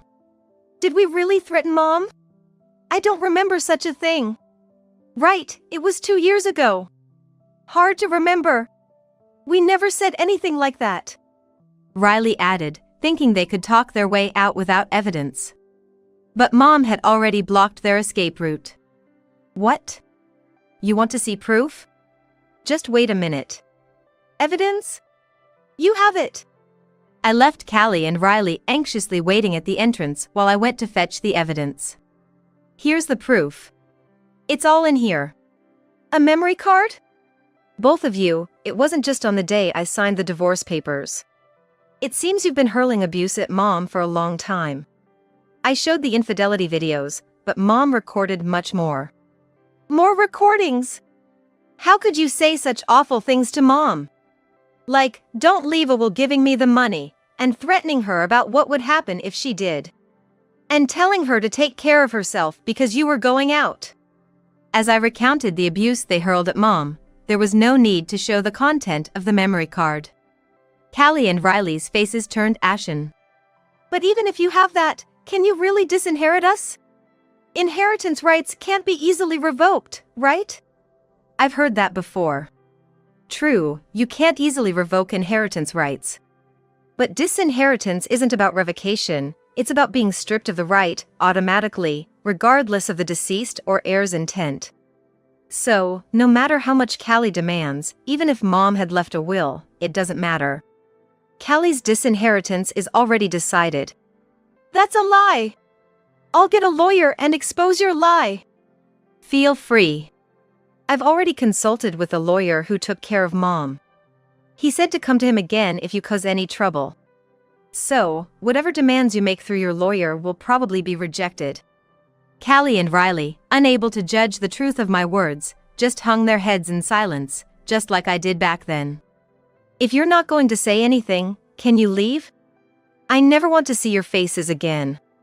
After kicking them out, I prayed and reported to Mom that I had done as she instructed. Later, Callie apparently went to consult a lawyer, but was turned away after being advised. Lawyers often refuse cases they're likely to lose, so that must have been the case. With her disinheritance confirmed, Callie lost the right to inherit even the reserved $500,000 she was entitled to. She was furious, but it was her own doing. And blaming Mom was completely misguided. Callie and Riley had been intimidating Mom. This could be considered psychological abuse of an elderly person, potentially subject to criminal charges. However, Mom chose to overlook that. Mom, you don't have to do anything? It's fine. It was just childish tantrums. My punishment was letting them find out they wouldn't get a cent after I was gone. I learned after they left that to Mom, Callie's actions were just a child's whining. That's why Mom always seemed unfazed, no matter what Callie said or did. Callie thought she was pressuring Mom, but in reality, Mom never took her seriously. Mom devised and executed a plan to disinherit Callie, but, since inheritance matters are dealt with after one's passing, she couldn't complete the final step herself. That's why she asked me to finish it. Mom, who had foreseen everything and maneuvered flawlessly, only panicked once. It was when I saw her memo. She had intentionally shown it to me to make me aware of Callie and Riley's actions, but she later regretted causing me anxiety, as she hadn't been bothered by their behavior herself. In the end, I ensured Callie didn't inherit a cent, but since both she and Riley are over 50 and have jobs, I thought not getting Mom's money wouldn't hurt them much. However, Mom's punishment turned out to be a bigger blow than I expected. They had recklessly spent their savings over the past 2 years, thinking they would inherit the $1 million. Now, they are frantically trying to replan for their old age. Moreover, Riley, finding himself penniless, turned to our daughter for help. But after hearing the reason for our divorce from me, she rejected both of them. Riley not only lost his connection with me through the divorce, but also with our daughter. Callie and Riley have no one left to rely on, so they should live in the world they desired. They wanted this in the first place. Suddenly, I inherited $1 million. I find myself with no immediate need for it, as I have a home and a job. I've left it untouched, planning to give it to my daughter when she needs it for marriage, childcare, or other reasons. It seems I really am my mother's daughter. It's no use talking to her. Huh? Because she doesn't like you, Mom. That's no excuse for this behavior. She doesn't respond at all to my calls. I think this started happening to my son's wife after my husband passed away. She doesn't speak to me at all. I've got plans, so I'm heading out. Oh, and don't expect me to take care of you. He left with a laugh. Half a year later, he and his wife came back home. But this time, the behavior of her was different. It's been a while, mother-in-law. How have you been? Yeah. I've been fine. I wondered when was the last time she spoke to me. I came to see how you're doing today. Is that so? We had a normal conversation for a while. But suddenly, my son's wife started to scorn me. Why are you so poor, mother-in-law? What are you talking about? From now on, please don't talk to me unless it's for weddings or funerals. I don't want your poverty to rub off on me. That was her attitude. There's no reason for you to say that. What are you talking about? Living in such a dirty house, that's just not right. Don't be so cruel. You're saying that too? Well, it's true. You should just sell this dirty house. Not just my son's wife, but my son as well, both of them ridiculed me. Realize that you're poor. It's embarrassing for us too. I was really getting angry at being called poor. Who are you calling poor? Say that again. Huh? My son's wife was taken aback by my raised voice, something I usually don't do. But it wasn't going to end there. Neither my son nor his wife knew that I owned 6.5 acres of land. I continued with the truth. That can't be true. I didn't know that. Of course, you didn't. I've kept it hidden all this time. And so, they fell into their own hell. My name is Nova, I'm 63 years old, just a regular housewife. I've been married to John for 40 years. I still remember the day I met him. It was an arranged date. I'm John Smith. Nice to meet you. Likewise, pleased to meet you. My first impression of him was that of a bright and promising young man. It was an arranged date set up because our fathers knew each other, so I wasn't really excited about it. But despite it being our first meeting, I found myself attracted to him. I had never felt this way before and was surprised at myself. Will you marry me? I promise to take good care of you and not let you suffer. Yes. I thought I wanted to follow this man for the rest of my life. Then, our long-awaited child was born, and before I knew it, I had reached this age. My husband, John, is 65 now, but he took over a friend's real estate business right after retiring at 60 and has been working hard ever since. He always had a talent for it, and the business was thriving. Aren't you working too much lately? No, I need to keep working for our retirement. Don't overdo it, okay? I know. Honestly, I never quite understood what his work entailed. All I could do was care about his health. When John took over the company, he asked our eldest son, Michael, to join him, but Michael wasn't interested and never helped. I'll be coming home soon. That's quite sudden. What's up? I'll tell you when I get back. I hadn't heard from my son in years. John had always been strict with Michael, which he probably didn't like. But the thought of seeing my son after such a long time made me happy.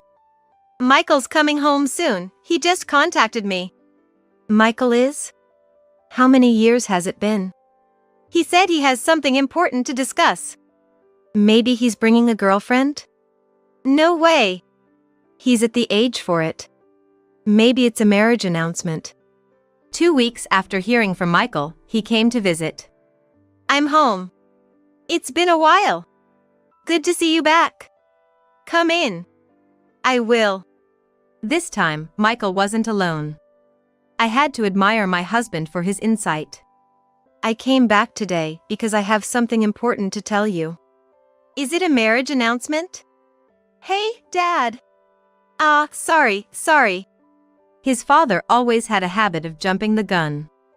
Looking at Michael, he seemed a bit annoyed. Just like Dad said, I'm planning to marry this lady, Mary. Nice to meet you. I'm Mary Johnson, in a relationship with Michael. Nice to meet you too. During the meal, we talked about how the couple met. However, I noticed that Mary occasionally sighed. Especially when John was talking. She also looked around our house curiously. Mary, is there something bothering you? Oh, it's nothing. I could guess what was on her mind. Our house, originally inherited from John's father, was quite old in some places. I figured that must have caught Mary's attention. Sorry about that, the house is pretty old, isn't it? Yes, it is. Aren't you going to do something about it? I've been telling him to consider remodeling, but John's quite stubborn. It's not really necessary. It's still perfectly livable. Michael and Mary seemed a bit displeased by this conversation. John seemed oblivious, but I couldn't help but notice. After a while, they left. This ensures our family's security. Yeah, maybe we'll get to see grandchildren soon. We need to live long for that. So, you should take it easy, okay? You worry too much. After they left, John and I had a drink, something we hadn't done in a long time. John was more talkative than usual that day. About a month after Michael's visit. Hello? Is now a good time? Yes, it's fine. It was around 9 a.m. when Michael called. I just submitted our marriage certificate. Just wanted to let you know. Tell Dad too. Congratulations. I'll make sure Dad knows. Are you thinking about a wedding? Yeah, eventually we're planning to. Not sure when yet. Okay, understood. Take care. Make sure to visit us again. Yeah. It was quite matter of fact, but I was happy nonetheless. I immediately told John, who was reading the newspaper in the living room. Why are you looking so happy? Michael called. They've submitted their marriage certificate. Oh. That's great. He said he'll visit us again. Are they planning a wedding? He didn't say when, but I think they will. Michael's marriage was a joyous occasion, but it was soon overshadowed by a more distressing event. The change in our relationship as a couple started about 2 months after Michael got married. John started feeling unwell and had to take to bed. How are you feeling? Today, I'm feeling quite better. Is there anything you'd like to eat? No, not right now. Could you make me my usual tea instead? I'll get it ready right away. When I brought the tea, John smiled. And I felt a bit relieved seeing that. I believed he would return to his usual self. But my hopes were in vain. One morning. Hey! Are you okay? John hadn't woken up at his usual time, so when I checked the bedroom, he was struggling in pain. I immediately called an ambulance. He lost consciousness on the way to the hospital. At the hospital, thanks to urgent care, John regained consciousness. I had never prayed so hard. I'm sorry, Nova, for causing you trouble. Don't talk, just rest. Then, I'll take you up on that. After he fell asleep. I thought I should inform Michael, in case something worse happens. Hello? Michael? But it was Mary who answered. Oh, mother-in-law. What's up? This is Michael's phone, right? Yes, it is. Mary, this concerns you too. John collapsed and was taken to the hospital. Is that so? Her reaction seemed indifferent. So, I was hoping you both could come and visit. I think it would make John happy. We'd like to, but Michael's really busy right now. Sorry. I tried to persuade her to make them come. Even a short visit would be okay. Please, could you do that? Mary sighed softly. Like I said, he's busy. Is Michael there? Yes, but I'll handle this. Could you tell him what I just said? Okay, I will. And then the call ended. I was stunned. I didn't know what to say to John. When I returned to the hospital room, John immediately spoke to me. He must have noticed that something was off with me. Did something happen? No, nothing. You seem gloomier than before. I thought to myself, that's so like John. After all these years together, he was sensitive even to the smallest changes. Really, I'm fine. Just take care of yourself. I guess I have to, if you say so. I chose not to tell him about the earlier phone call. I didn't want to cause him any unnecessary worry. 10 days later, John was able to leave the hospital. Now, you need to take care of your health. So, please, only work as much as necessary. I understand. But can I work just a little longer? Why do you need to push yourself so hard? You'll understand eventually. John resumed work right away. Though he did start taking more breaks than before. Still, I felt he was putting his all into it. Our relationship with Michael and his family continued to grow more distant as we received no contact from them. By the way, I wonder how Michael and his family are doing? If they haven't contacted us, they must be fine. I guess so. John looked a bit sad as we talked. That's when I was talking to John. Michael suddenly called. How's Dad doing? He's fine now, but why didn't you come to see him? I was a bit stern. It couldn't be helped. We were busy. Even 5 or 10 minutes would have been enough. So, tell me, is Dad not going to die? What? I was shocked by his question. What are you saying? It sounds like you wish he would die. That's not what I mean at all. I'm just worried, that's all. Then you could come to visit, right? All right, I get it. I'll come visit soon. Make sure you do. That's how I secured his promise. Then John, looking concerned, came over. Was that Michael? Yes, it was. What did he say? Won't you tell me? If you insist. I explained everything about the recent phone call and the conversation I had with Mary while John was in the hospital. John's expression was stern the entire time. After I finished, he said something quite surprising. I knew it. What? You realized? Who do you think I am? I haven't lived this long for nothing. Since when? Since he visited last time. He's always disliked me, you know. I was at a loss for words hearing John's calm response. Of course, I was happy about his marriage. But the fact that he didn't contact us at all during my hospitalization says a lot, doesn't it? Aren't you overthinking it? We'll see when he comes next time. Maybe he's after my inheritance? Surely not. I had felt them growing colder, but I hadn't thought it went that deep.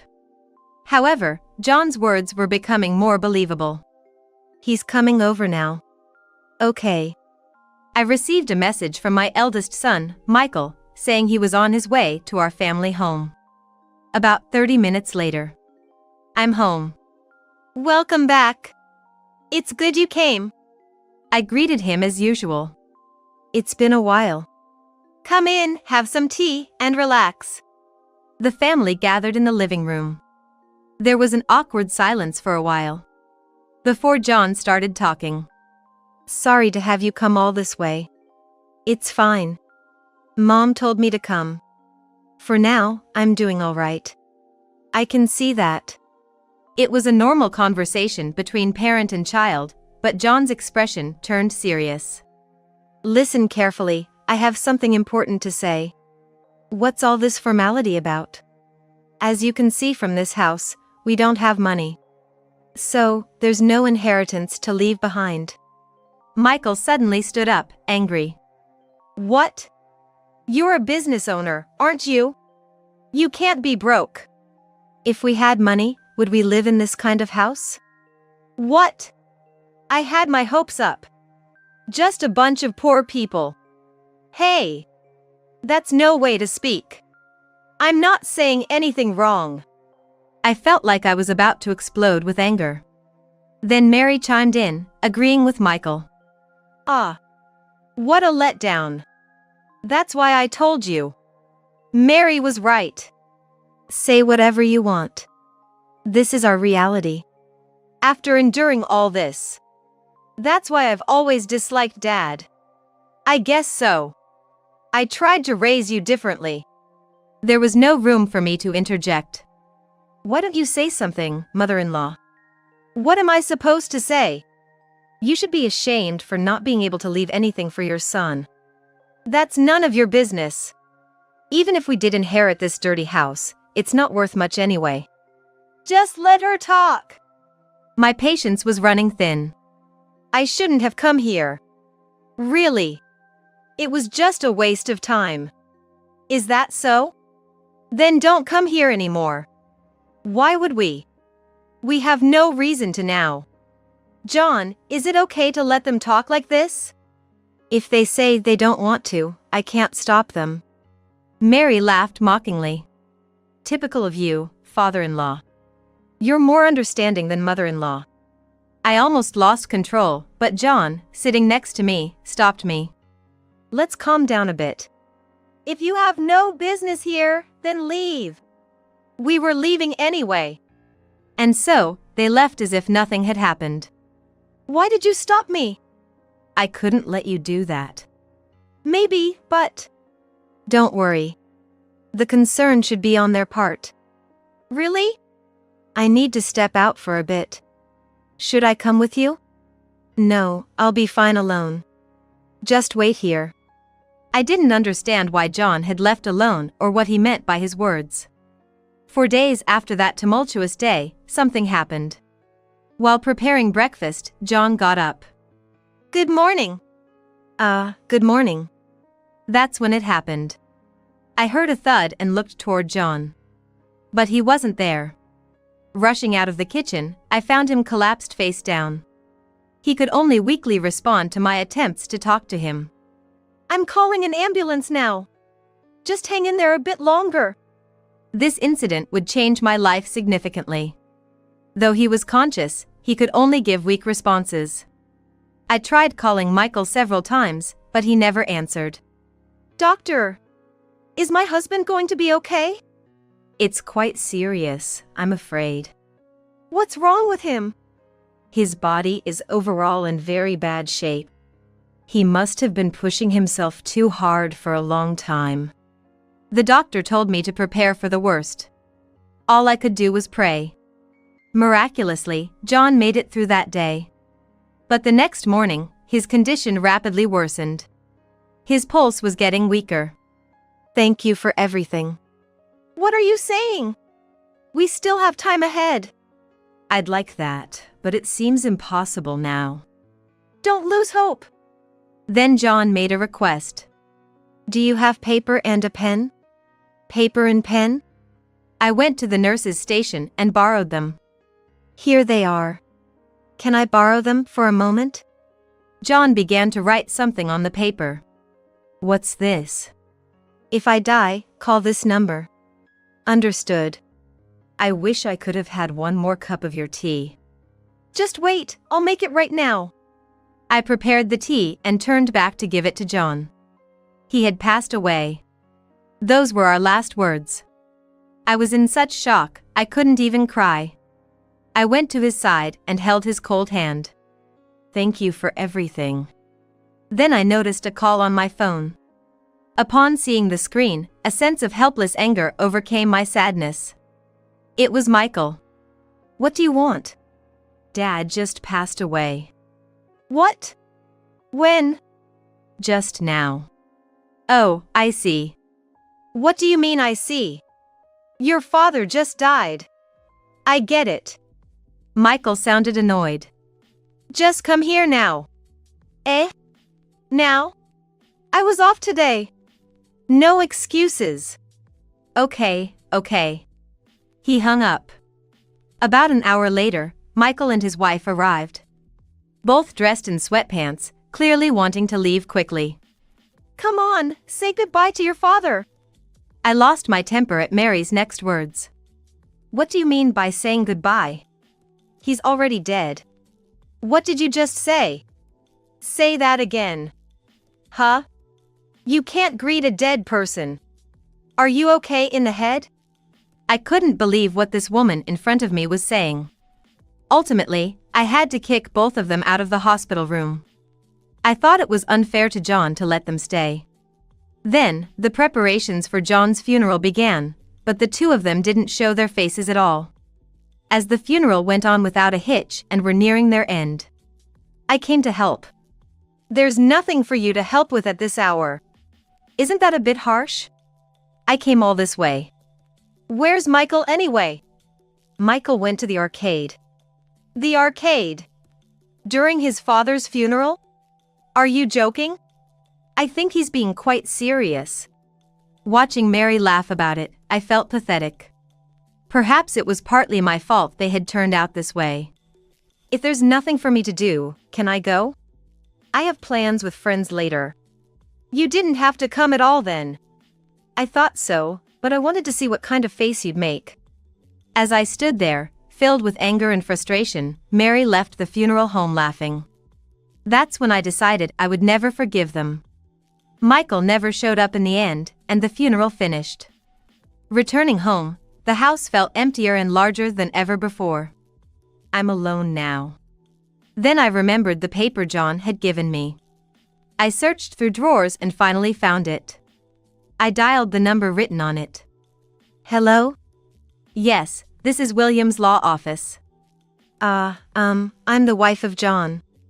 Oh, John's wife! That means… Yes, his funeral was just recently. I'm sorry for your loss. Thank you. What did my husband want? He left a will with us. A will? Yes. I'd like to discuss it with you in more detail. The man on the phone, Mr. Williams, was an old friend of my husband's. I visited the law office the next day. The will outlined my inheritance and mentioned Michael and his family. After reading it, I realized it could be useful. I vowed to make Michael and his wife regret how they had treated us. About 2 months after the funeral, they suddenly showed up at our house. I came to offer incense. Leave. You don't need to be here. That's no way to talk. I'm his son, after all. While we were talking, Mary ignored us and entered the house with her shoes on. I was appalled by this sight and called her out. Hey, Mary. What do you think you're doing? She acted as if she couldn't hear me, completely ignoring my presence. Are you listening? Take off your shoes, please. But she didn't respond to my questions. It's no use talking to her. Huh? Because she doesn't like you, Mom. That's no excuse for this behavior. I think this behavior started after John passed away. She wouldn't speak to me at all. She then casually paid respects at John's photo and said she was leaving. I have plans, so I'm leaving. Oh, and don't expect me to take care of you. They left laughing. Half a year later, they came to the house again. This time, Mary's attitude was different. It's been a while, mother-in-law. How have you been? Yeah. I've been fine. It had been a long time since Mary had spoken to me. I came to check on you today. Is that so? We had a normal conversation for a while. But then, Mary started to scorn me. Why are you so poor, mother-in-law? What are you talking about? From now on, please don't talk to me unless it's for weddings or funerals. Oh. But maybe next time will be for your funeral. You're all alone now. I couldn't believe she said that. There's no reason for you to say that. What are you talking about? Living in such a dirty house, that's just not right. Don't be so cruel. You're saying that too? Well, it's true. You should just sell this dirty house. Not just Mary, but Michael also ridiculed me. Realize that you're poor. It's embarrassing for us too. I was getting angry at being called poor repeatedly. Who are you calling poor? Say that again. Huh? Mary was taken aback by my raised voice. But it wasn't going to end there. Neither Michael nor Mary knew that I owned 6.5 acres of land. I decided to tell them the truth. I might as well tell you now, I'm not poor. Huh? Where would you get that kind of money? Then you should take a look at this. I showed them John's will and the land deed. What is this? Let me see that. They both silently reviewed the documents. This can't be true. This is ridiculous. It is, because I've kept it hidden all this time. Now that you understand, get out of this house. They looked like they wanted to argue but were silenced by the undeniable facts. I almost laughed at the drastic change in them but held back. I decided to be merciless until the end. Because I thought it would be more damaging to them. Don't just stand there dazed. You're in the way. How can we be satisfied with this? Still, Michael persisted. This was just as John had predicted. In addition to the will, there was another paper. It stated that if Michael was not satisfied, to give him $40,000. All right, if you insist so much, I'll give it to you. You should have done this from the start. What a waste of time. I went to the bedroom and came back with an envelope. Is this enough? They checked the contents of the envelope. So, you were hiding it after all. You're a despicable old woman. This money is a severance. By accepting it, you agree to have no further contact with me. Got it. Then we're leaving. Good luck with your poor life. Yeah. Bye. Finally, Michael and Mary left, seemingly satisfied. Alone, I let out a sigh. And turned to John's photo. Thanks to you, everything worked out. Thank you. That day, I prepared John's favorite tea. Days passed without any contact from Michael and Mary. I thought I could finally live in peace. But they shamelessly returned. One day while I was cleaning, the doorbell rang. Mom, you're in there, right? Open the door. They were banging on the door, making quite a disturbance. Reluctantly, not to trouble the neighbors, I opened the door. I knew you were here. Open up already. Really? We don't have all day. What are you doing here? You're not supposed to come here anymore. Just let us in. Then, I'll come in. They barged into the house. And headed straight for John's study. This was Dad's room, huh? Let's start searching. They began to rummage through the room. Stop that. They ignored me completely, frantically opening drawers and cabinets. It has to be here somewhere. Right. We'll find it. But no matter how much they searched, they found nothing. Which only frustrated them more. Then they turned to me, complaining. Where is it? Did you move it somewhere? Why would I need to do that? It doesn't make sense. You say there's no money, but Dad was a business owner. There must be something. Just give it to us. Of course, they wouldn't find what they were looking for. There's really nothing left. Searching this house is a waste of time. Is there really nothing? Haven't I been saying this all along? Didn't you properly read the will? Of course, we did. Did you read the second page? Huh? The second page of the will detailed how John's assets were to be disposed of. First, all the money he had earned was to be donated to a care facility. Second, when I pass away, the house and inherited land would be sold. And all the money from that sale would also be donated. What we gave you before is all there is. Then you should give us your living expenses. It was in the will, right? Indeed, John had ensured I wouldn't struggle financially for a while. But I had no obligation to give them anything. I'm not giving you anything. I have no duty to.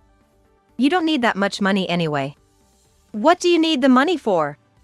That's none of your business. Michael then started laughing as if he had an idea. Mary, don't worry. When Mom dies, everything will be ours. Maybe, but... They were truly foolish. Unfortunately, I'm planning to donate all the land I inherited. What? Why are you doing something unnecessary? I had anticipated that they would say something like this and had prepared in advance. All this fuss over 6.5 acres of land? Unbelievable. I don't need money. Having just enough is fine for me, unlike you two. Playing games, huh? Say whatever you want. Just know if you keep messing up my house, I'll call the police. Then do it. I pretended to make a call on my smartphone. Unaware, they started to panic. Seriously? I can't believe she's actually calling. Are you going to stay here? The police will be here any minute. Damn it. Hey, we should leave, quickly. Yeah. They rushed out of the house. That should keep them from coming back here. If they do, I'll just do the same thing. Then, a new fact came to light. I had asked Williams, the lawyer, to investigate why they were so obsessed with money. I found out that it turns out they are in significant debt. I see. That's why they were so desperate. The amount is easily over $50,000. Thank you for looking into this. No problem. I'm here to help whenever you need. Thank you. I might call on you again. Knowing the truth, I decided to call Michael. Is something wrong? Just wondering if you need any help. Help? Well, money, I guess. But what's the use of telling you?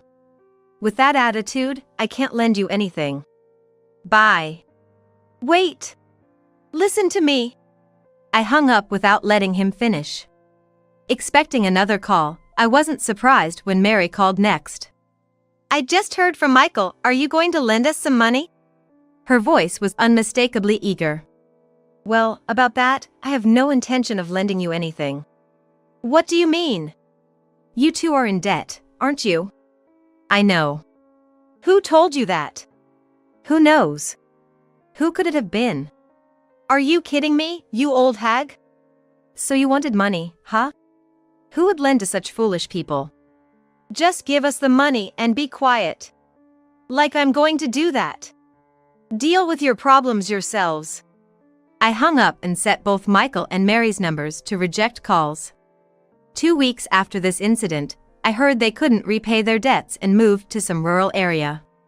Considering how they lived, a decent life seemed unlikely for them. Though part of me wanted them to suffer more and see hell, I kept that thought to myself. I'll live happily for the both of you. From now on, I'll live alone. But I won't be lonely. I'm sure John is watching over me from heaven. It was one of those cloudy days that seemed to reflect my uneasy heart. I received a call from the police on my smartphone. Hello, this is Mary Arthur. What? The call was about my husband, Ken, being involved in a traffic accident and rushed to the hospital in an unconscious state. Since I was at my part-time job, I got permission to leave early and headed to the hospital right away. On the way, I was beside myself with worry. Being rushed to the hospital was no small matter.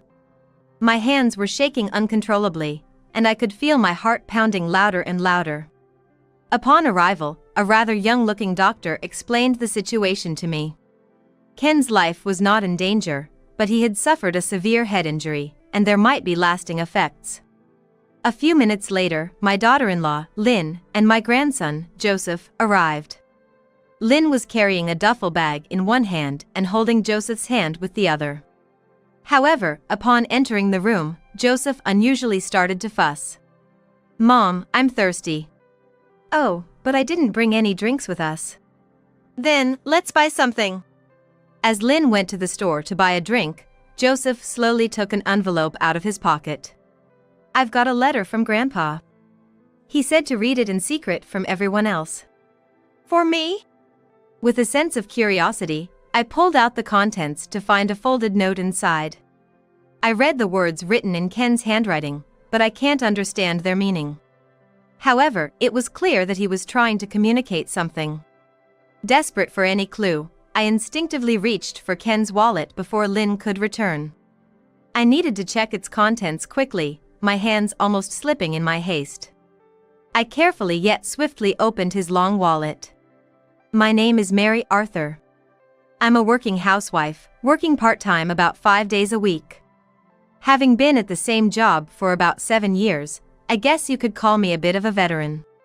The decision to start working part-time came after discussing what to do after Ken's retirement.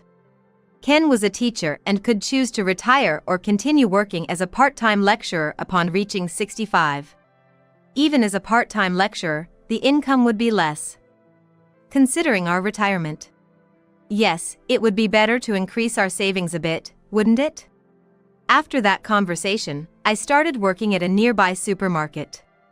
By then, our son, Harry, had already started his job, leaving just the two of us at home. Harry had moved into an apartment close to his workplace right after graduating from college. I occasionally worried about how he was doing but remembered he was already a capable adult. There was no need to worry unnecessarily. Then one day, I received a call from Harry. "Hey, Mom. There's someone I'd like to introduce you to." Both Ken and I were surprised by this call. The woman Harry brought home was very cheerful and energetic, which made a great impression. "Nice to meet you, my name's Lynn," she said with a smile that could rival a celebrity's, blushing as she made eye contact with Harry. They were introduced by a junior at Harry's company, and it seems they hit it off right from the day they met. "I just knew she was the one the moment we met." "Come on, how many times are you gonna say that?" Watching the two of them bask in their blissful aura made everyone around them feel happy too. It seemed like, together, they could overcome anything that came their way. Ken and I blessed their future. When it came time to discuss where they would live after their wedding, Harry mentioned something surprising. "Actually, we'd like to live at my parents' house. Don't you want to rent a place just for the two of you?" "Yeah, but Lynn mentioned she'd feel more at ease having supportive people around, especially when considering pregnancy." Lynn had lost her own parents in an accident and didn't have anyone else to rely on. Indeed, pregnancy and childbirth come with their own set of worries. Even someone as cheerful as Lynn might have her own concerns internally. "All right, we'll make sure the spare room is ready for you to use." "Thanks, Mom." This meant I was about to take on the role of a mother-in-law in a more official capacity. I was worried about whether I'd do well, but Ken didn't seem particularly concerned. "Well, once the baby's here, Harry will probably find a new place for them to move out to," he said nonchalantly, sipping his coffee and returning to his novel. "I hope so," I replied, shrugging. A few months after they started living with us, we found out Lynn was pregnant, and everyone was delighted.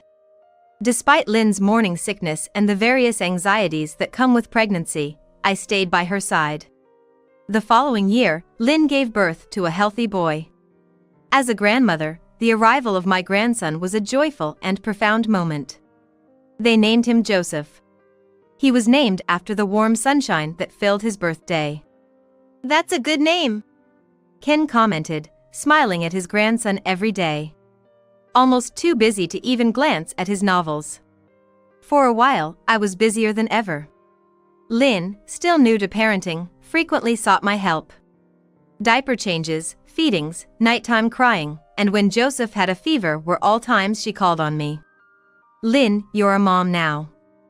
You can't always rely on me, you need to learn to do these things on your own. But I'm just worried I'm not doing it right. It's okay, you're doing great. Don't worry. Despite my encouragement, Lynn struggled to gain confidence in her parenting skills. In the end, I ended up supporting Lynn with childcare much longer than expected.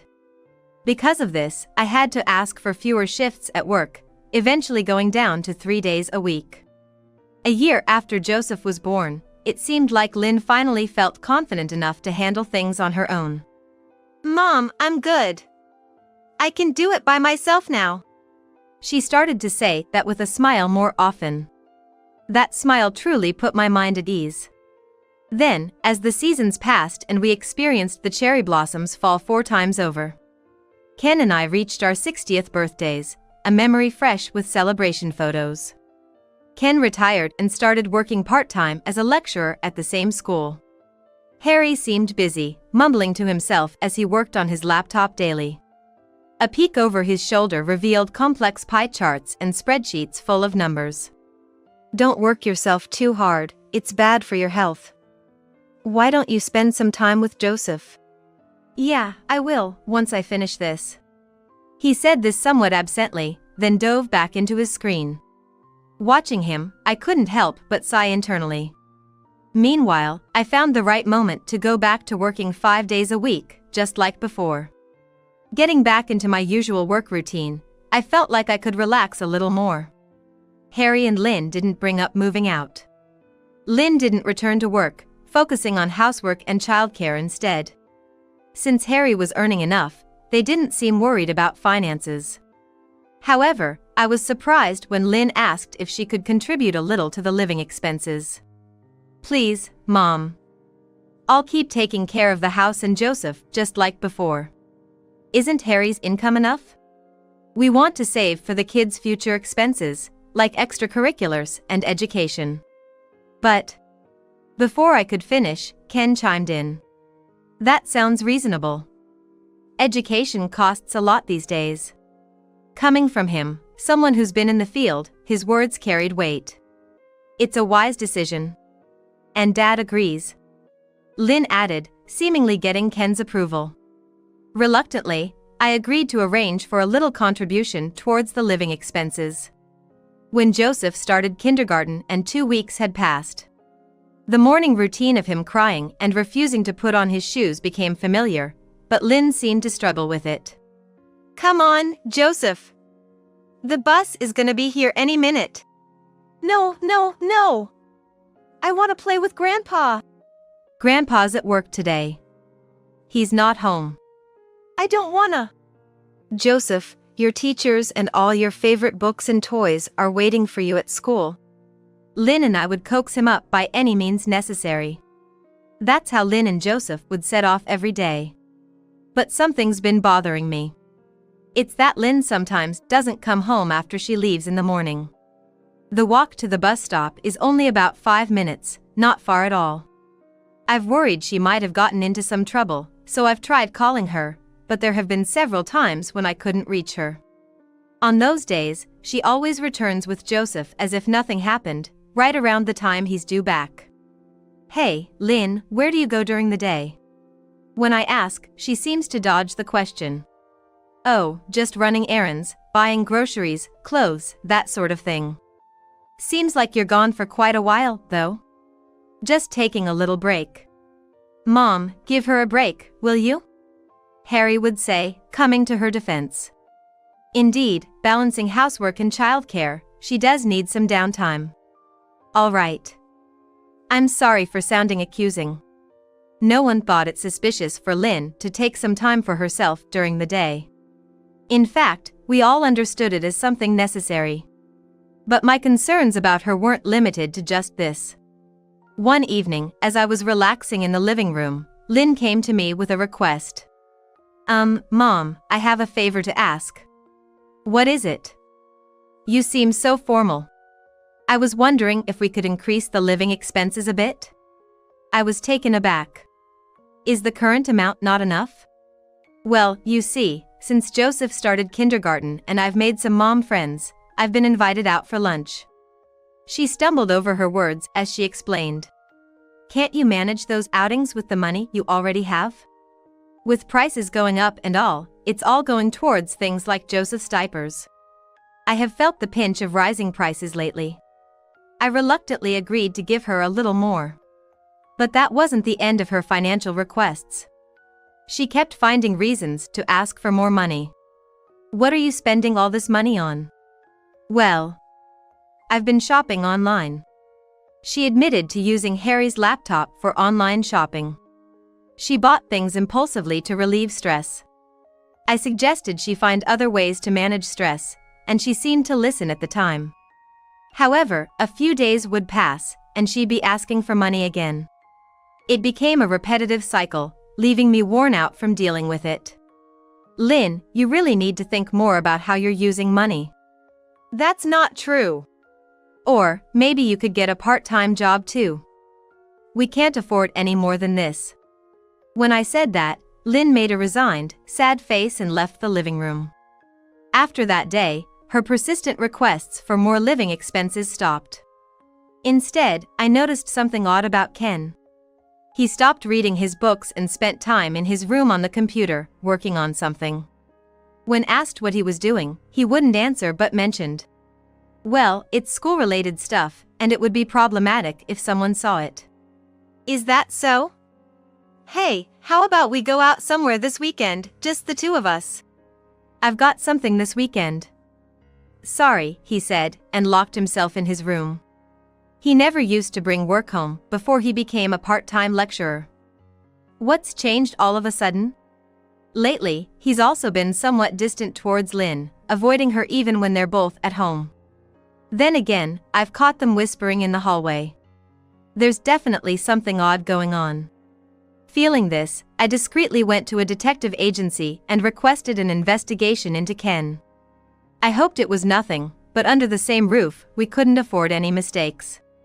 While hoping for nothing, the days passed, and fortunately, the results came back clean.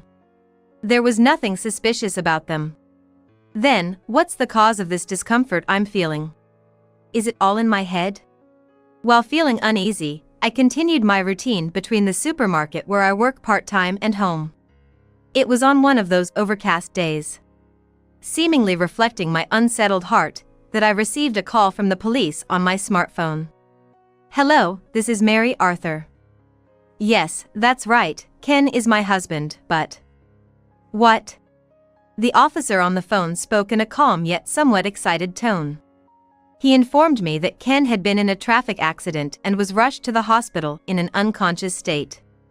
I was so shocked I could hardly comprehend what the officer was saying. The background noise on the other end of the line made me fear the worst about the accident. Yes, I understand. Yes, I'll be there right away. Excuse me. After hanging up, I rushed to inform my manager and explained the situation. I got permission to leave early and headed to the hospital. On the way, I was beside myself with worry. Being rushed to the hospital is serious. I felt a terrible sweat down my back, and my hands and feet wouldn't stop shaking. I could feel my heart pounding louder as I arrived at the hospital. A relatively young-looking doctor briefed me. He mentioned Ken had a bruised left shoulder, but his life was not in danger. However, since he had a severe head injury, there might be lasting effects. Ken would need to stay in the hospital for a while, so I was the one who completed the admission paperwork. Maybe it'd be faster if Lynn brought his change of clothes and toothbrush. Thinking this, I quickly called Lynn to ask her to bring the necessary items. After a few rings, Lynn answered the phone. Hello, Lynn? Ken has had an accident. What? I can't hear you well. It sounded like Lynn was outside. In the background, there were noises of people talking and cars passing by.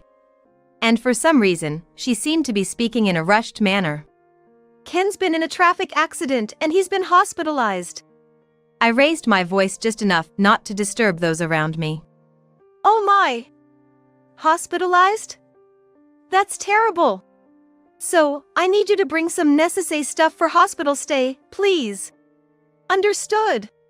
While her response felt somewhat robotic, I hung up, feeling a bit suspicious. Then, about 30 minutes later, Lynn and Joseph arrived. Lynn was carrying a duffel bag in one hand and holding Joseph's hand with the other, wearing sandals. I had finished all the paperwork by then and went out to meet them. "Grandpa's sleeping, huh? Can you say get well soon to him?" Joseph twirled his finger and lisped, "Get well soon." I hoped Ken could hear it as I watched them. Suddenly, Joseph said, "Mom, I'm thirsty." "Oh, but I didn't bring any drinks with us." "Then, buy something." "Just wait." However, unusually, Joseph started to fuss about being thirsty. All right. Please wait here with Grandma." "I'm sorry, I'll just go to the store quickly." Lynn left in a hurry as if admitting defeat. "Grandma, guess what?" Joseph turned his pants pockets inside out, pulling something out. "I've got a letter from Grandpa. He said to read it secretly." "For me?" I saw it was an envelope, unsealed. Curiously, I took out the folded note inside. It was written in Ken's handwriting, "Lynn dangerous, evidence in wallet." Struggling to contain my turbulent emotions, I couldn't understand what it meant. But it was clear he was trying to communicate something. Could it mean there's evidence inside the wallet? Wallet? We normally don't look through or show each other our wallets. However, there might be a clue here.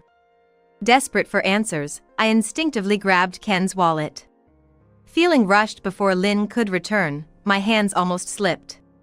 I carefully but quickly opened his long wallet. Inside were some cash, receipts, credit cards. And among them, an SD card was tucked away. Could this be it? I pinched it between my thumb and forefinger, lifting it to eye level. Just then, I heard Lynn's footsteps returning. I quickly shoved the SD card into my jacket pocket and put Ken's wallet back.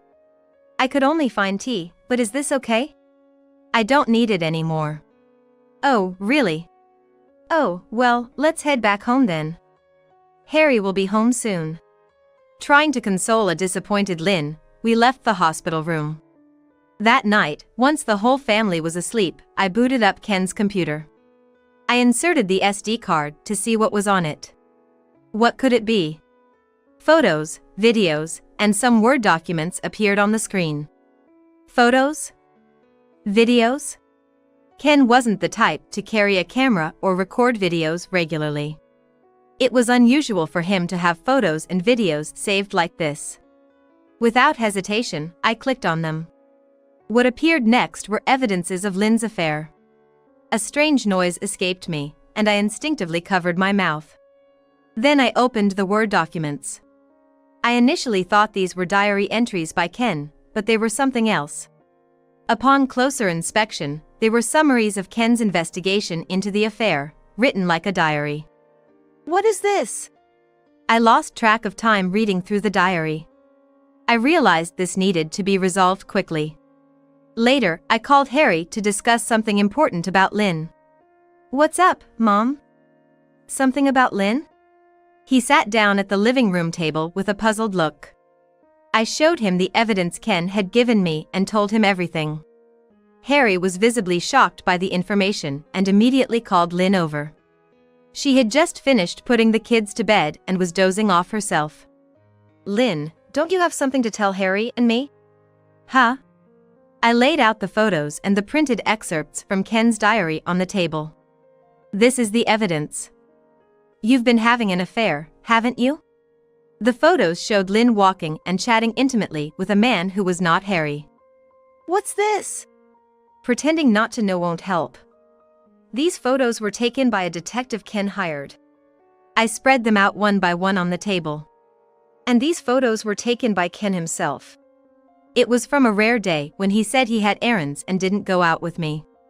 That day, Ken had been following Lynn. I even know who the other man is. Ken figured it out. No way! The delivery guy who comes to our house often, right? The excessive online shopping was to meet him. What a surprise. It's not like that, Harry, listen. It's not what you think. Lynn's voice trembled. Under the living room light, her face turned pale as she desperately tried to deny the affair. I was perfect at housework and childcare. How could I do such a thing? But I didn't believe Lynn's words.